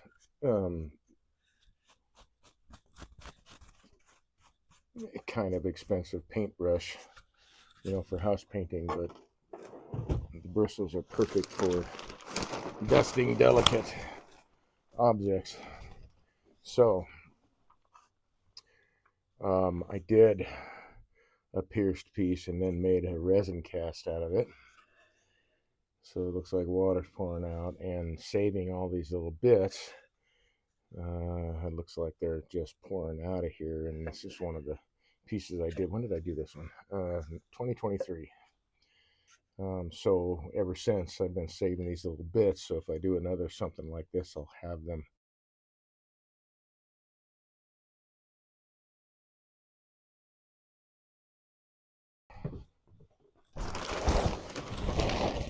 I need some water.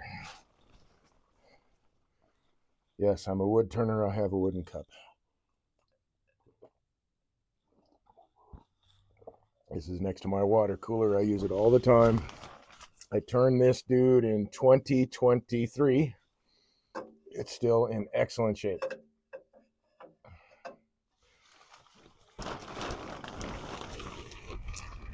Woodware will last a lifetime if you take care of it. I seal any of my food pieces that are any of my pieces that are intended for food. I seal the wood with walnut oil. Um, Walnut oil does actually polymerize, and so it makes a little bit of a durable shell. It never goes rancid. It doesn't go bad. Your seed oils and your nut oils can go bad and go rancid. Definitely the seed oils. So I never use seed oils on wood. I don't use them in cooking either, to be quite honest. Because why? Why the hell would I want to eat something that's not necessarily designed to be eaten by human beings? Seed oils. Keep that to yourself. I will take the natural stuff. Natural oils, fats, not the manufactured rapeseed oil. Yeah, I mean, they put it in the food, and yeah, it's quote unquote generally safe to eat, but it's a leftover from manufacturing process. It's really not that safe to cook with, but that's how they market it.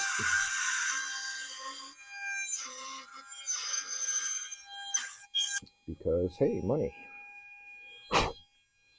Money's money, my little honey. A rich man's jokes are always funny. As the song goes.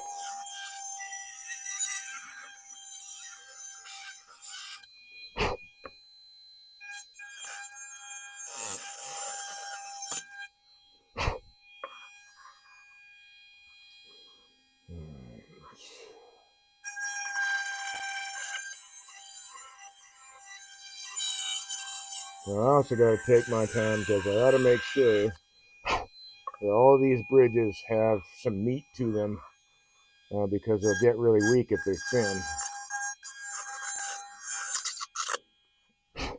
And then your piece will break apart. So don't get your piercing holes too close together.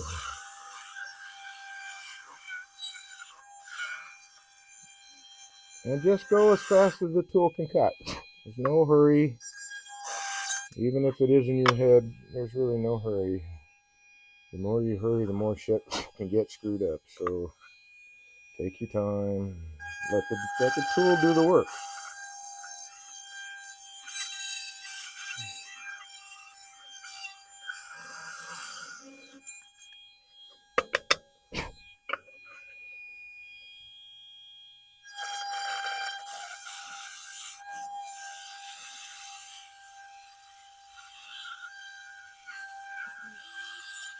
And one of the cool things about piercings is, especially with abstract shapes, you make a mistake, just make it bigger. Make the hole bigger.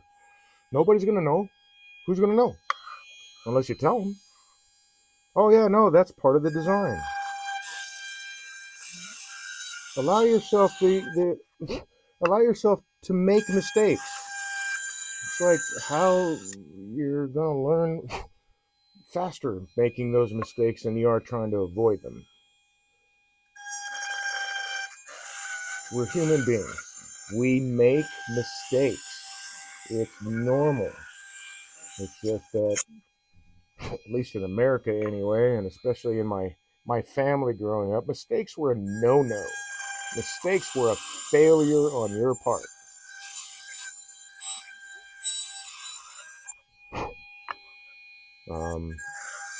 And I don't agree. Mistakes are where we learn really valuable lessons.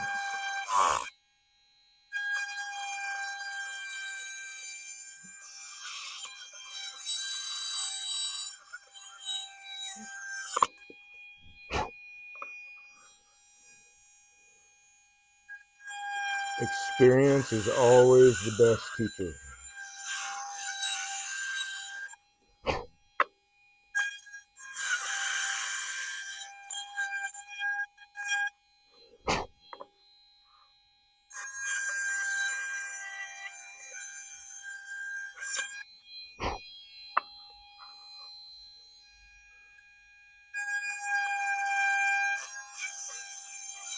So get your hands dirty. Make some mistakes. Make some pieces. They don't have to be perfect. Just have to be where, they don't even have to be anything. Whatever you're comfortable with, whatever your skill level is. Everybody's skill level is different.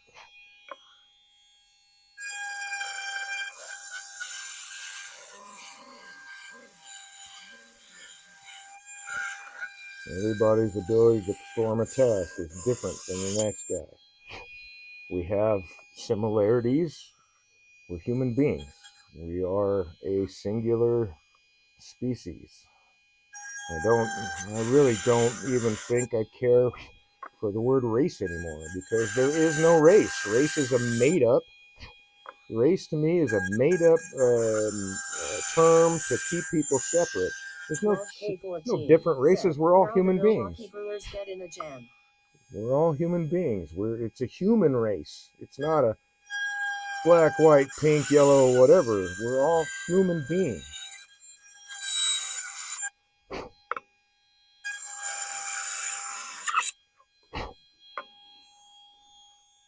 That's the race we need to worry about. Not, are they a different color or speak a different language or they have a different religion or whatever. Well, religion isn't really a race, but some people associate religion with a race.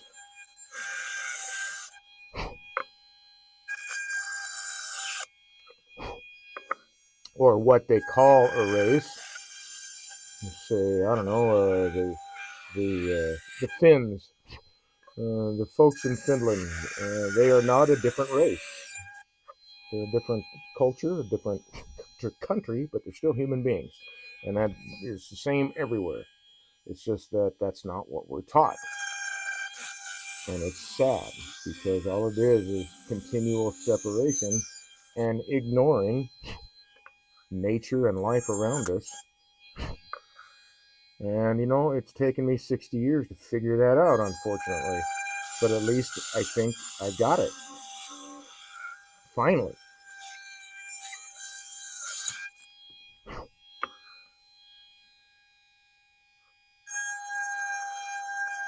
I think we ought to be able to help each other out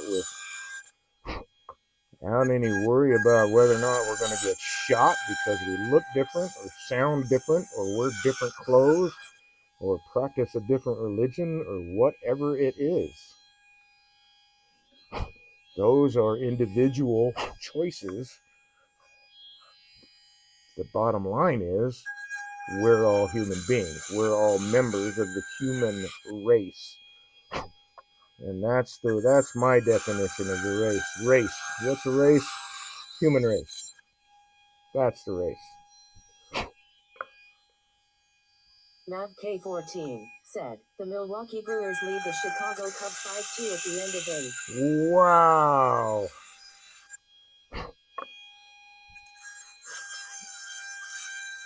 At the end of the bottom of the 8th, is that what you said? Okay. Well, I doubt the Cubs are coming back from that. But, they got 2 at the bottom of the 8th, so who knows?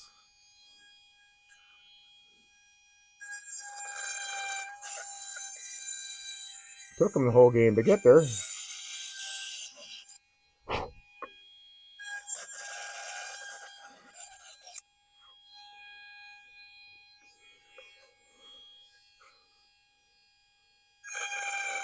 I do have to say, athletes impress me, not because of the things that they sponsor or whatever, but just having that physical prowess to be able to do something like that in an extended time frame. That's impressive. Gymnasts, that's a sport. They are impressive. Ice skaters, sport, impressive. Golf is also a sport, also requires muscle memory and strength.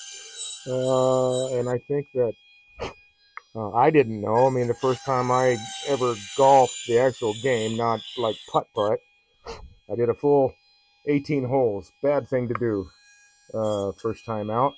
But it was a golf scramble at work. And It was a beer fest and hit a ball around the golf course. I mean, we were keeping score because the president of the company wanted to make sure that he had the best score, so everybody had to keep score, and nobody could beat the president. Nobody could beat the president of the company. That was a bad move. If you were a better golfer, you didn't golf better than the president. Is the way I heard it. But anyway, that's when I learned I have a natural golf swing. But I don't play golf.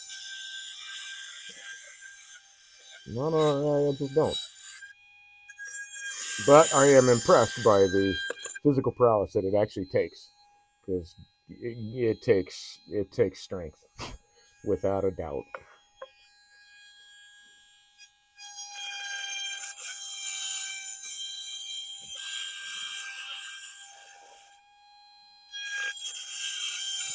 People who excel at those things, that's impressive to me.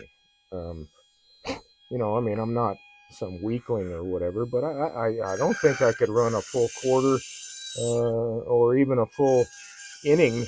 With baseball, if we're talking baseball, I might be able to get through a full inning. I don't know. These guys train for it.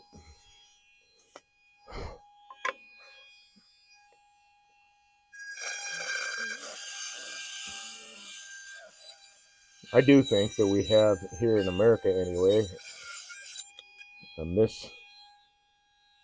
misapplied sense of value.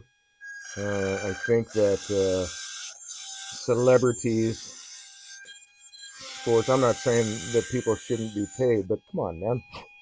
Where else are you going to make $7 million? Play basketball. I think it's a little bit inflated.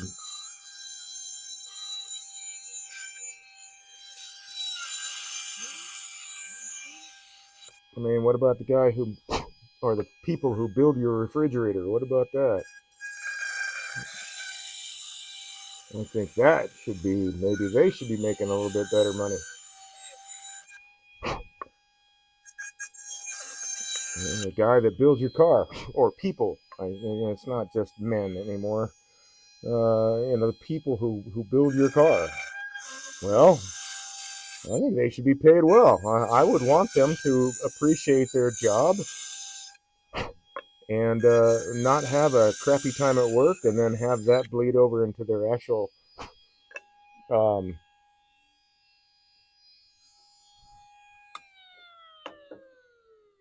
Easy there. So, whoop, don't keep turning. Into their actual. Come on, Dave. What's the word? Performance, right? Somebody's having a bad day, doesn't tighten a couple of nuts, or a couple of bolts, or a couple of nuts, and then that car rolls off the assembly line. Somebody gets hurt. Yeah, no. But in this country, that's just how it is. It's really wild. I don't know if it is the same everywhere else. I know football, and we'll call it not American football. So what we call football in America is quite different from what we call soccer here in America, but it's football.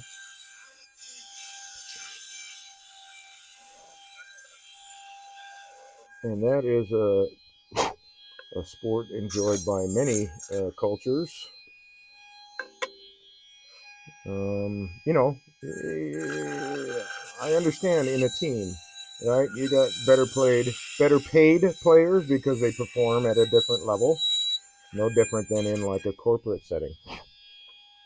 Um, you perform at a higher level, you, at least in theory, get paid better. This is America, so that doesn't necessarily hold true, alas. It did for me on a couple of jobs I had, a couple of career choices I made, but it was all, industrial electronics, or just electronics and instrumentation. And I mean, that's a very skilled field, and they pay to keep good people there. But I think that should be everywhere. And I can honestly say that in two of the jobs that I've had working with industrial electronics or industrial machinery, measuring systems, stuff like that, there's two jobs that I had that, were it not for there being a union in the shop, they would have been some of the worst paying jobs ever. I'm not pro or anti-union. I know unions, I feel like unions have their place, especially when they are, in fact, helping the workers. There's corruption everywhere, so I'm not going to say that every union is good, but there's corruption in government, there's corruption everywhere. But a good union, I don't think, should be run out. Collective bargaining helps more people than it hurts. And really, the more the people that may affect the most in what might be considered a negative fashion are corporations, because they can't get away with paying people squat, paying people not a living wage.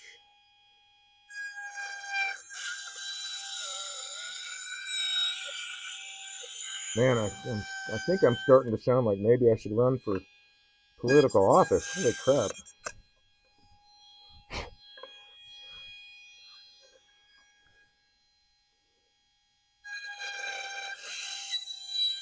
But these are just my opinions. Some may share them, some may not. That's okay.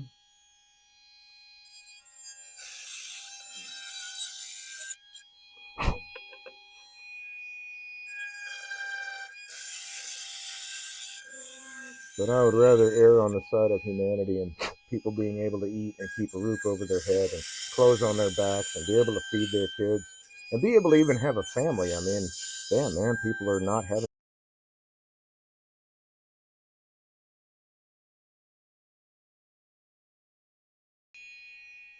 Almost done, man.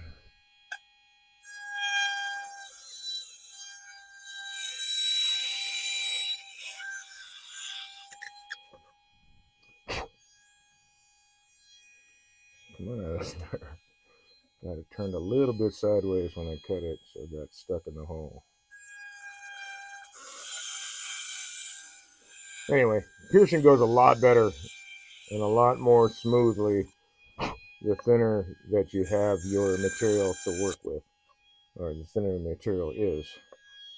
You don't burn up your bits, and you don't burn up your wood. Unless that's what you're after. In which case, go for it.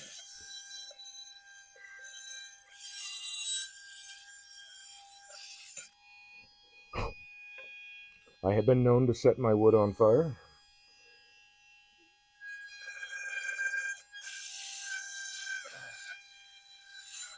I think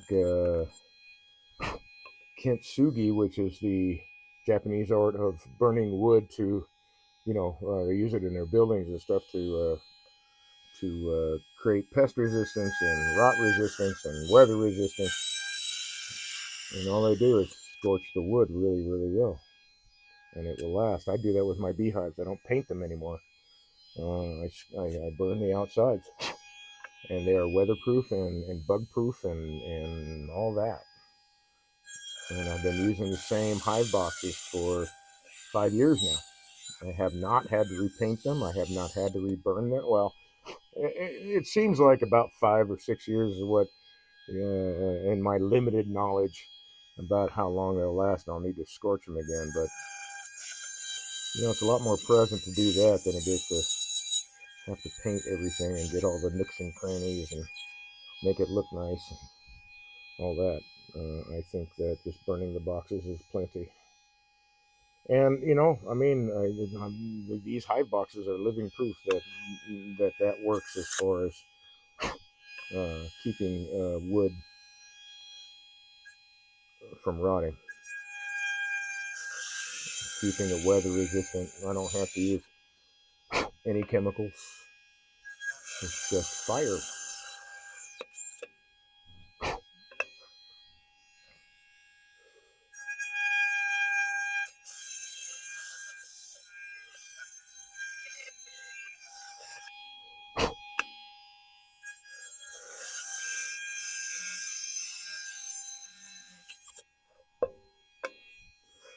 One more right here.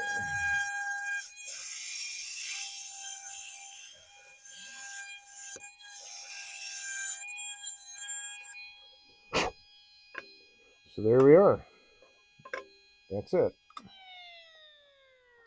And now I can do whatever I want with that. Although I'm not going to scorch it now because I have all these bridges of wood and it's really, really thin. If I was going to do that, I would scorch it first and then do the piercing.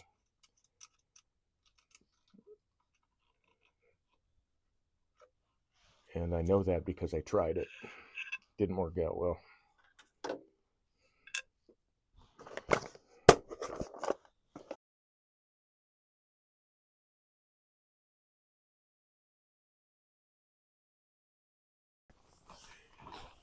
Five to two.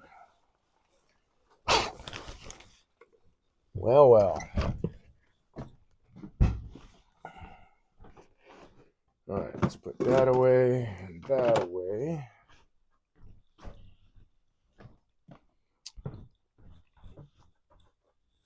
All right, so I need a little bit of 220 abrasive because that's what I sanded this to. So clean up some of that outside fuzziness.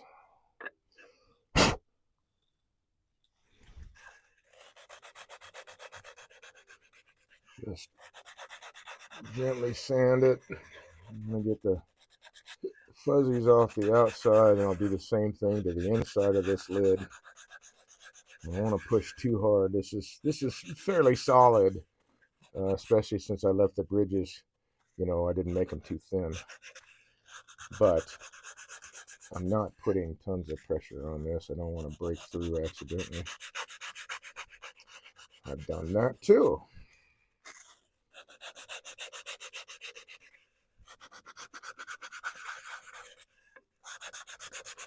Oh, why am I doing it this way? Why am I doing it this way? That's just silly. Why am I doing it this way? Okay, let me close this off. That's got to get put away. I need to save all of these guys. So let's just get those and get rid of the sawdust.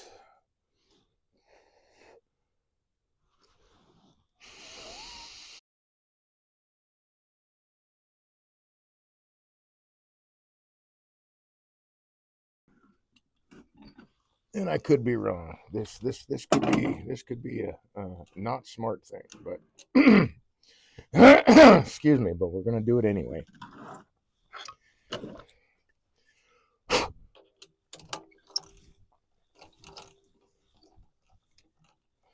Another reason why I left those thick, just in case. I don't need a really tight hold. Just need to keep it in place.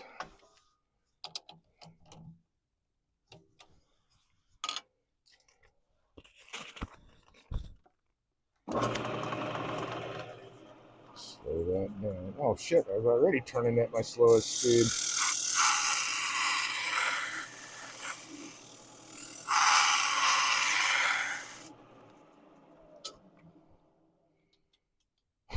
See, it just made it go so much faster.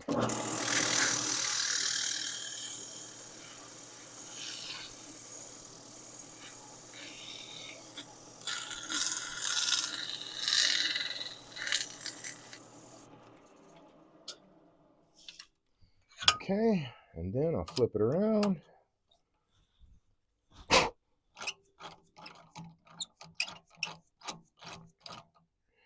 Again, not putting too much pressure on it.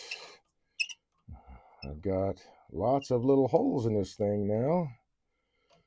I've got material to push back against the jaws that are pushing out, this thick bead here, so that's going to be helpful, but I don't need to give it too much pressure because all this material is gone. So nothing's holding that together but these little bridges. I don't want to split it apart.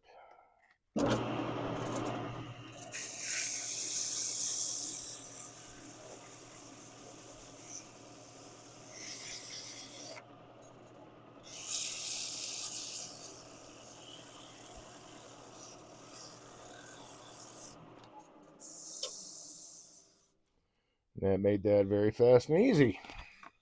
Yes. Use the tools you got. Hey, there's another one. So there's our finished bowl. Mahogany. I still think this stuff looks amazing. I haven't turned. I'm assuming this is American mahogany. It's denser than the other mahogany I've turned before, but it has a really nice chatoyance. And then this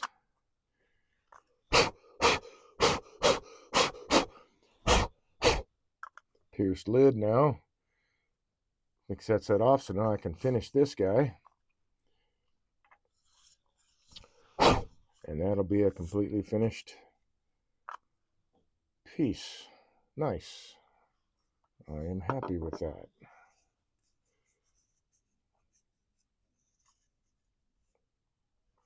And just using abstract shapes. I mean, it looks very nice. I didn't have a specific shape that I was trying to turn. It was just oblong abstract shapes. But you can see now the wall thickness that I've got in here. It's quite different from that wall thickness here and this wall thickness that's here. This wall thickness here is twice what this wall thickness is, and this is twice what that is. But that's thin enough that I could do a piercing without burning the wood, scorching the wood, and without ruining the tool. And yeah, it came out very nice. So let me go set that aside.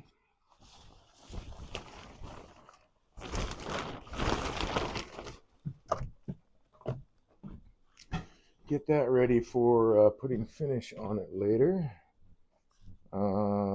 Shoot, lights are not on.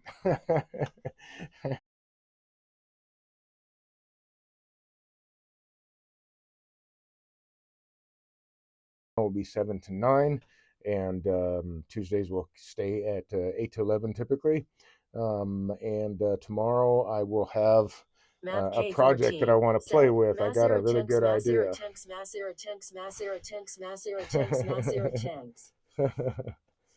Thank you, sir.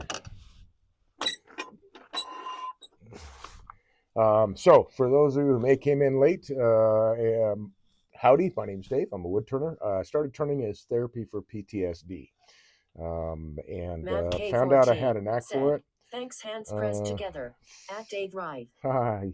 Thank you for the support. I really appreciate you hanging out and the follows, the subscriptions as well, and participating in chat. That's huge. The participation in chat really makes, the way I understand it anyway, the algorithms. It really does change the algorithms, and I get more views. I get in front of more people, and I want to reach as many people as I can. Wood turning is not the scary. It looks scary. I mean, it is an inherently dangerous thing to do. Driving a car is an inherently dangerous thing to do. Um, I'm not saying that it doesn't have issues that uh, safety protocols can address. Want to turn as safely as possible, wear the protective gear where I need it, and go with that. But wood turning is actually mostly finesse. It's just it's if you're white knuckling it, you're not doing it well. And actually, in my opinion, if you're white knuckling, you're not doing it right. It shouldn't be beating yourself up to turn something on a lathe. And I'm not saying it should be effortless.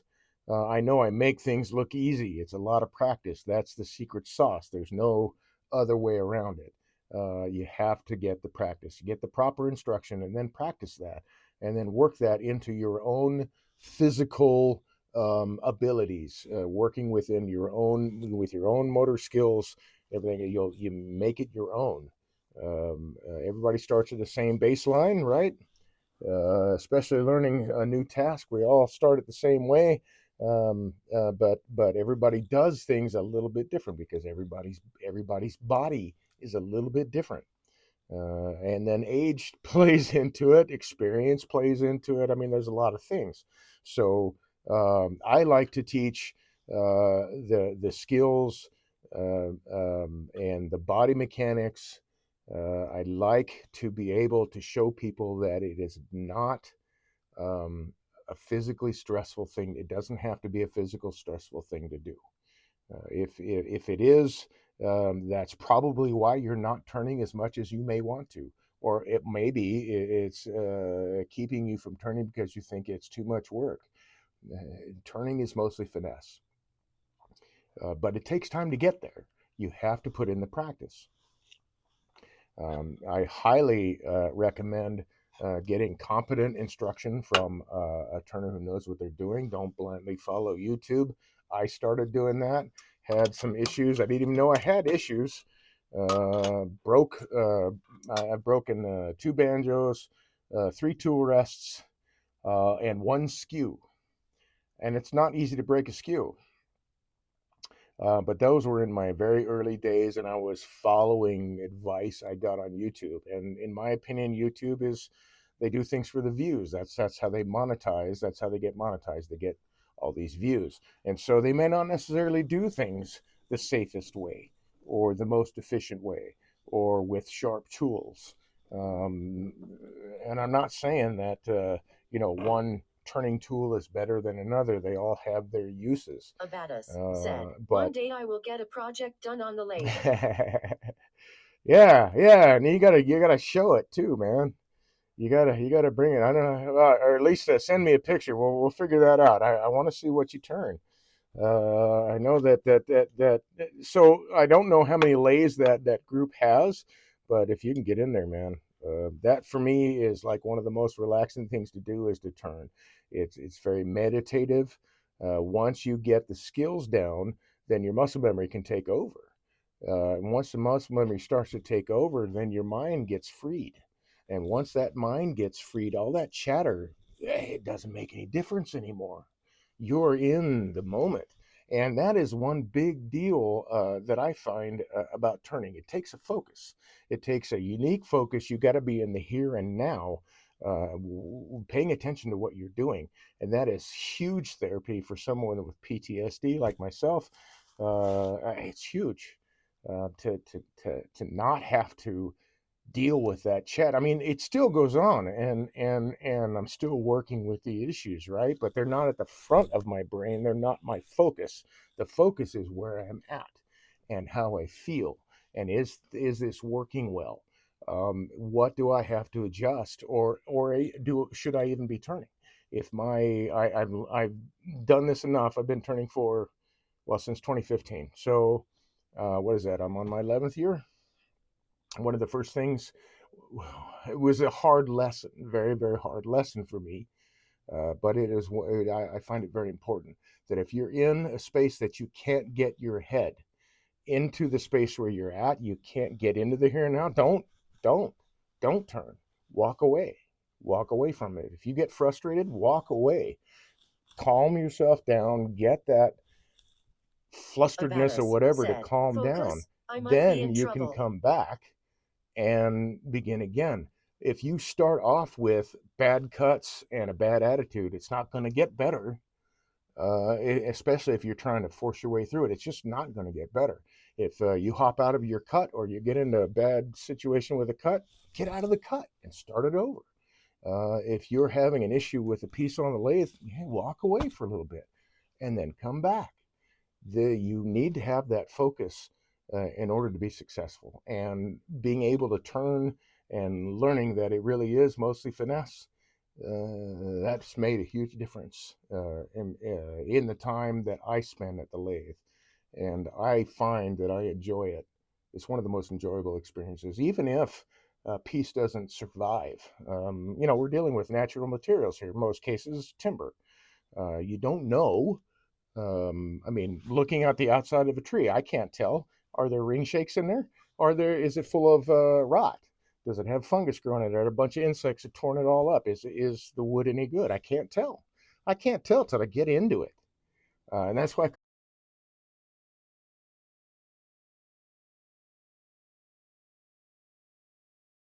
struggling tonight. The text-to-speech is 60 seconds behind. Well, that would Said. be, Also, the stream is starting to yeah, glitch. yeah, I had intended to replace this camera, ran into some other issues that took the finances away from buying these cameras. So this camera it is actually glitching.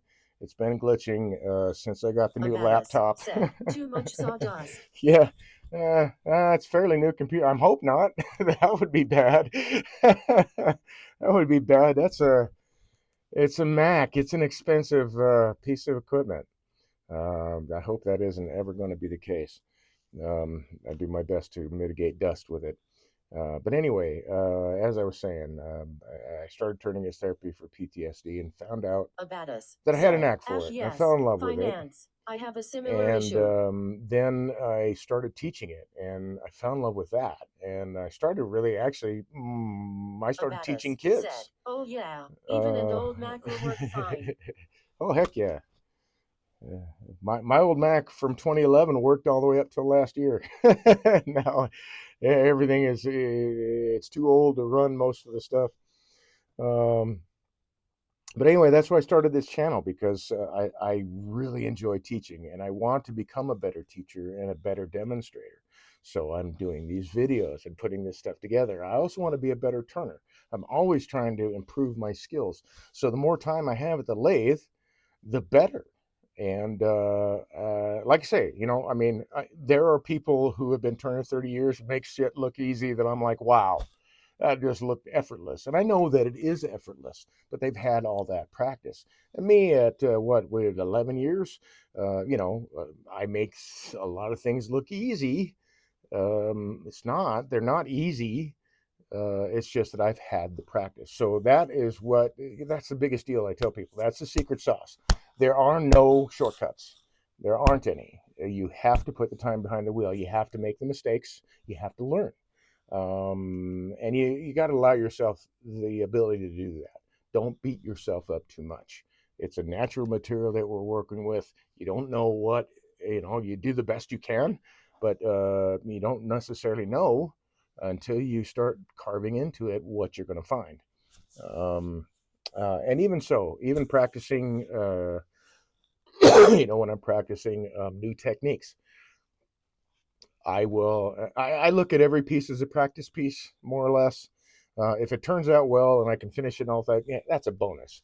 But I, I do specific art projects, but most of the stuff I turn is I'm like in the zone and I'm just turning what the wood will let me turn, what the wood says it wants to be. So almost every piece is a one-off. I can do multiples of things because I've done production work, and that has been an amazing education, production work, because everything has to be like really similar.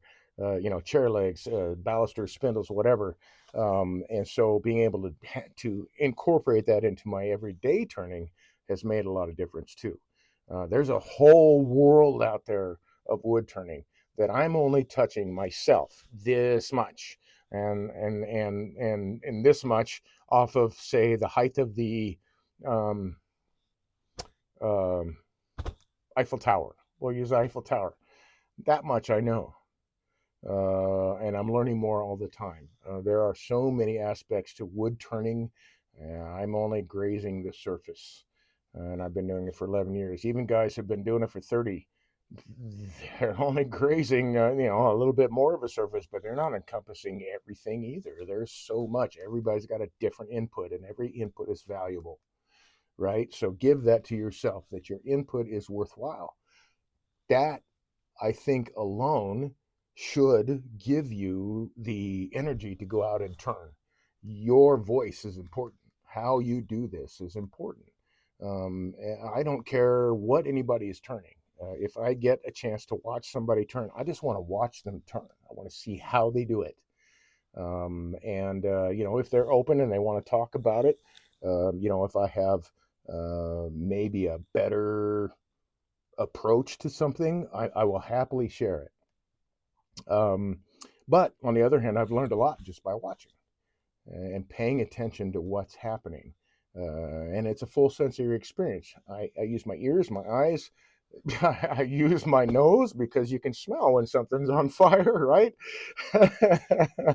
And sometimes you can smell if you got rotten wood and you don't really realize it until you're starting carting into it. You can smell that. You can feel the wood, the texture, what's happening with it. So it's a full sensory experience, but you have to allow yourself to do that. It's not like I'm going to turn a piece of wood and I'm only just going to use my sight, right? And I'm going to, I don't know what's happening with the wood unless I'm listening to it.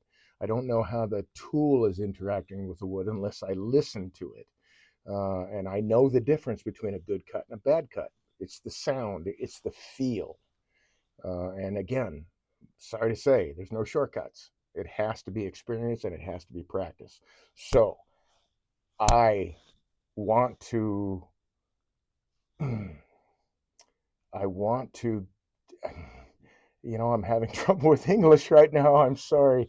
Uh, I want to, I don't want to, it's not admonish, encourage. I want to encourage you to get out there and practice, get out there and learn, get out there and have some fun.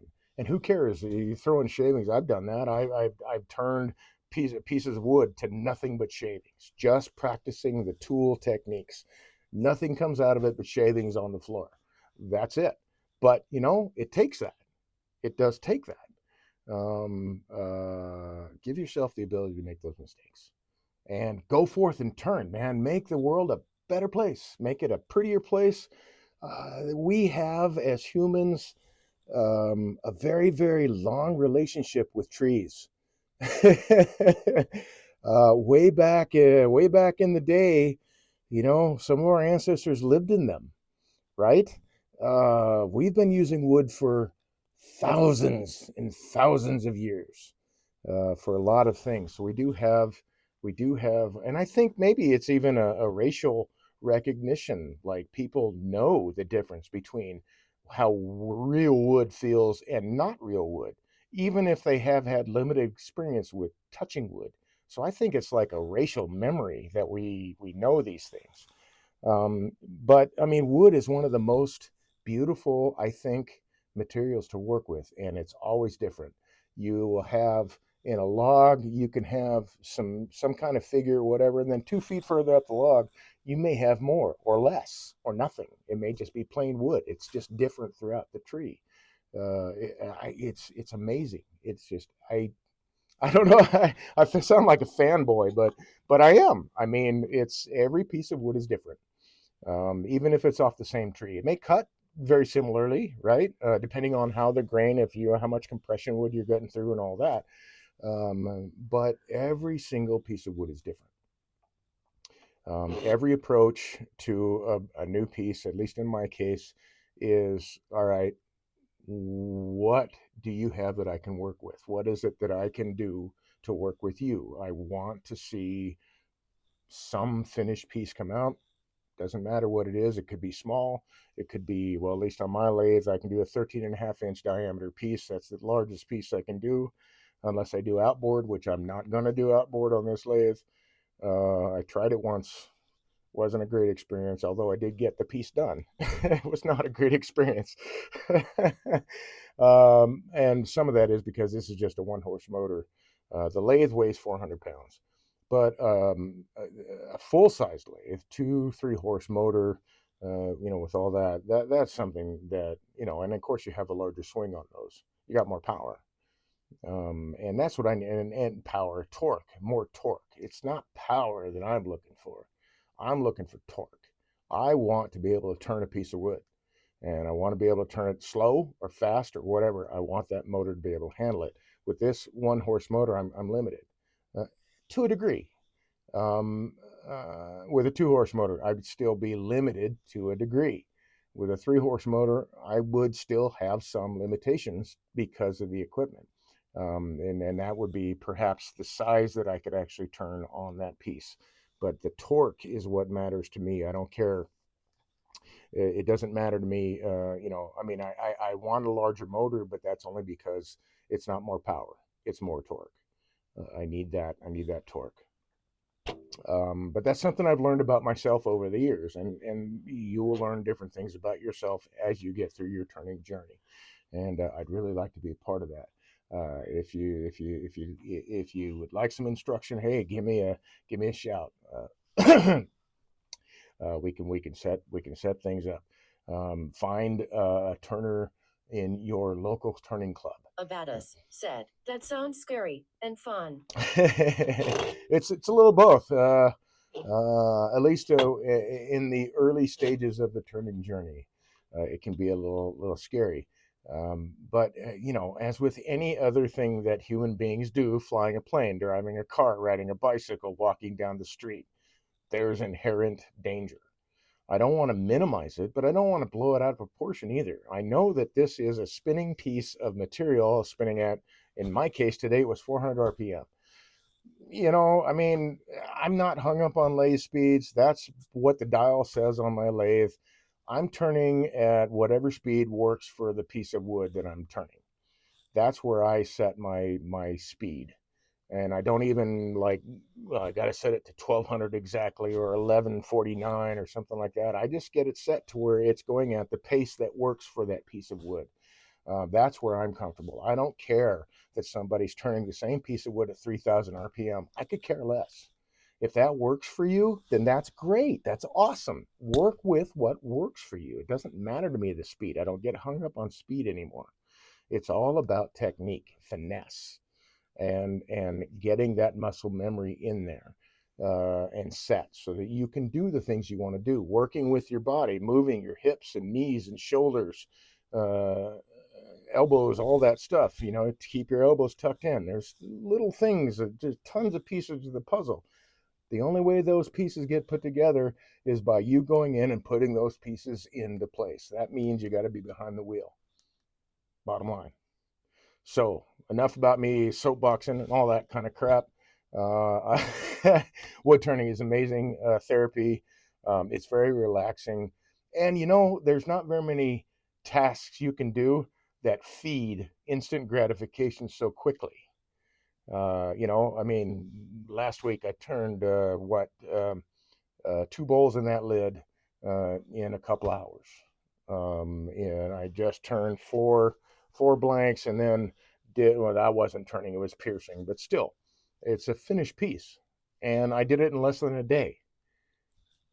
Instant gratification is met. Check that one off. I don't have to worry about that. It's not something that's going to drag. I do have projects that drag on and drag on and drag on. It depends on the skill level that I might need to achieve a certain kind of shape or whatever, design, whatever it is. But sometimes it's I'm waiting for the right piece of wood. So there's all these little pieces. But it's at getting those together in your own head, putting them in that list or whatever in that order that works for you, that works with your own physical frame. Those are the things that I really enjoy teaching. Wood turning should be fun. It should be fun. It shouldn't be work. It shouldn't be beating the shit out of yourself. Because if you're beating the shit out of yourself, you're not going to want to do it. And that's not the right way to do it anyway. So yes, find competent, very competent, find competent instruction, practice that. As you practice that, work your own body mechanics into that and make it your own. That's the style that I like to teach. So anyway, thank you very much. I really appreciate the support here, the participation in chat, the follows and the subscriptions. Thank you very much. I do this because I want to get this out in front of as many people as I can, because I want to involve veterans like myself who might be having issues with PTSD and can't find something that works for them. This has worked for me, and it's worked for other veterans that I know. This is great therapy. I mean, it's great physical therapy. The weight of the lathe. When I started turning, I couldn't stand up for longer than like 5 or 10 minutes. I had some very physical issues, um, uh, but there were a lot of nights, and there still are nights that I don't sleep or I wake up because I'm having a nightmare or whatever. I started early on coming out when I had that issue, coming out to turn, because then I could get my mind focused in the here and now instead of what was going on, whatever that memory is. And that still goes on in the back. It doesn't get ignored, but it's now no longer the main focus. I started doing that. Of course, gave me more time at the lathe. But after a little bit of time and getting the practice and the tool skills down, it became much more meditative. And I find it that way. I've talked to other veterans too, and not just veterans, but veterans that I've talked to have said the same thing. They find it very meditative, very relaxing, and it can be for anybody. You don't have to worry about whatever your skill level is. You can do this. Everybody has different skill levels, right? So don't compare yourself to Michelangelo or whatever. Not that he was a woodturner, he might have been. I don't know. He was a lot of other things, a painter and a sculptor and all that other stuff. So who knows? Maybe he turned wood too. I don't know. Maybe he made furniture. Beats the crap out of me. Don't know the guy. Just what we have written down in historical books. But everybody's skill level is different. It doesn't make it any less valid, right? You do the best you can do. And that's all anybody really can ask. If there is that, you could ask that, I guess. I know that's all that anybody can ever actually provide. You can't do any more than the best they can do. It's not possible. But you can do the best you can do.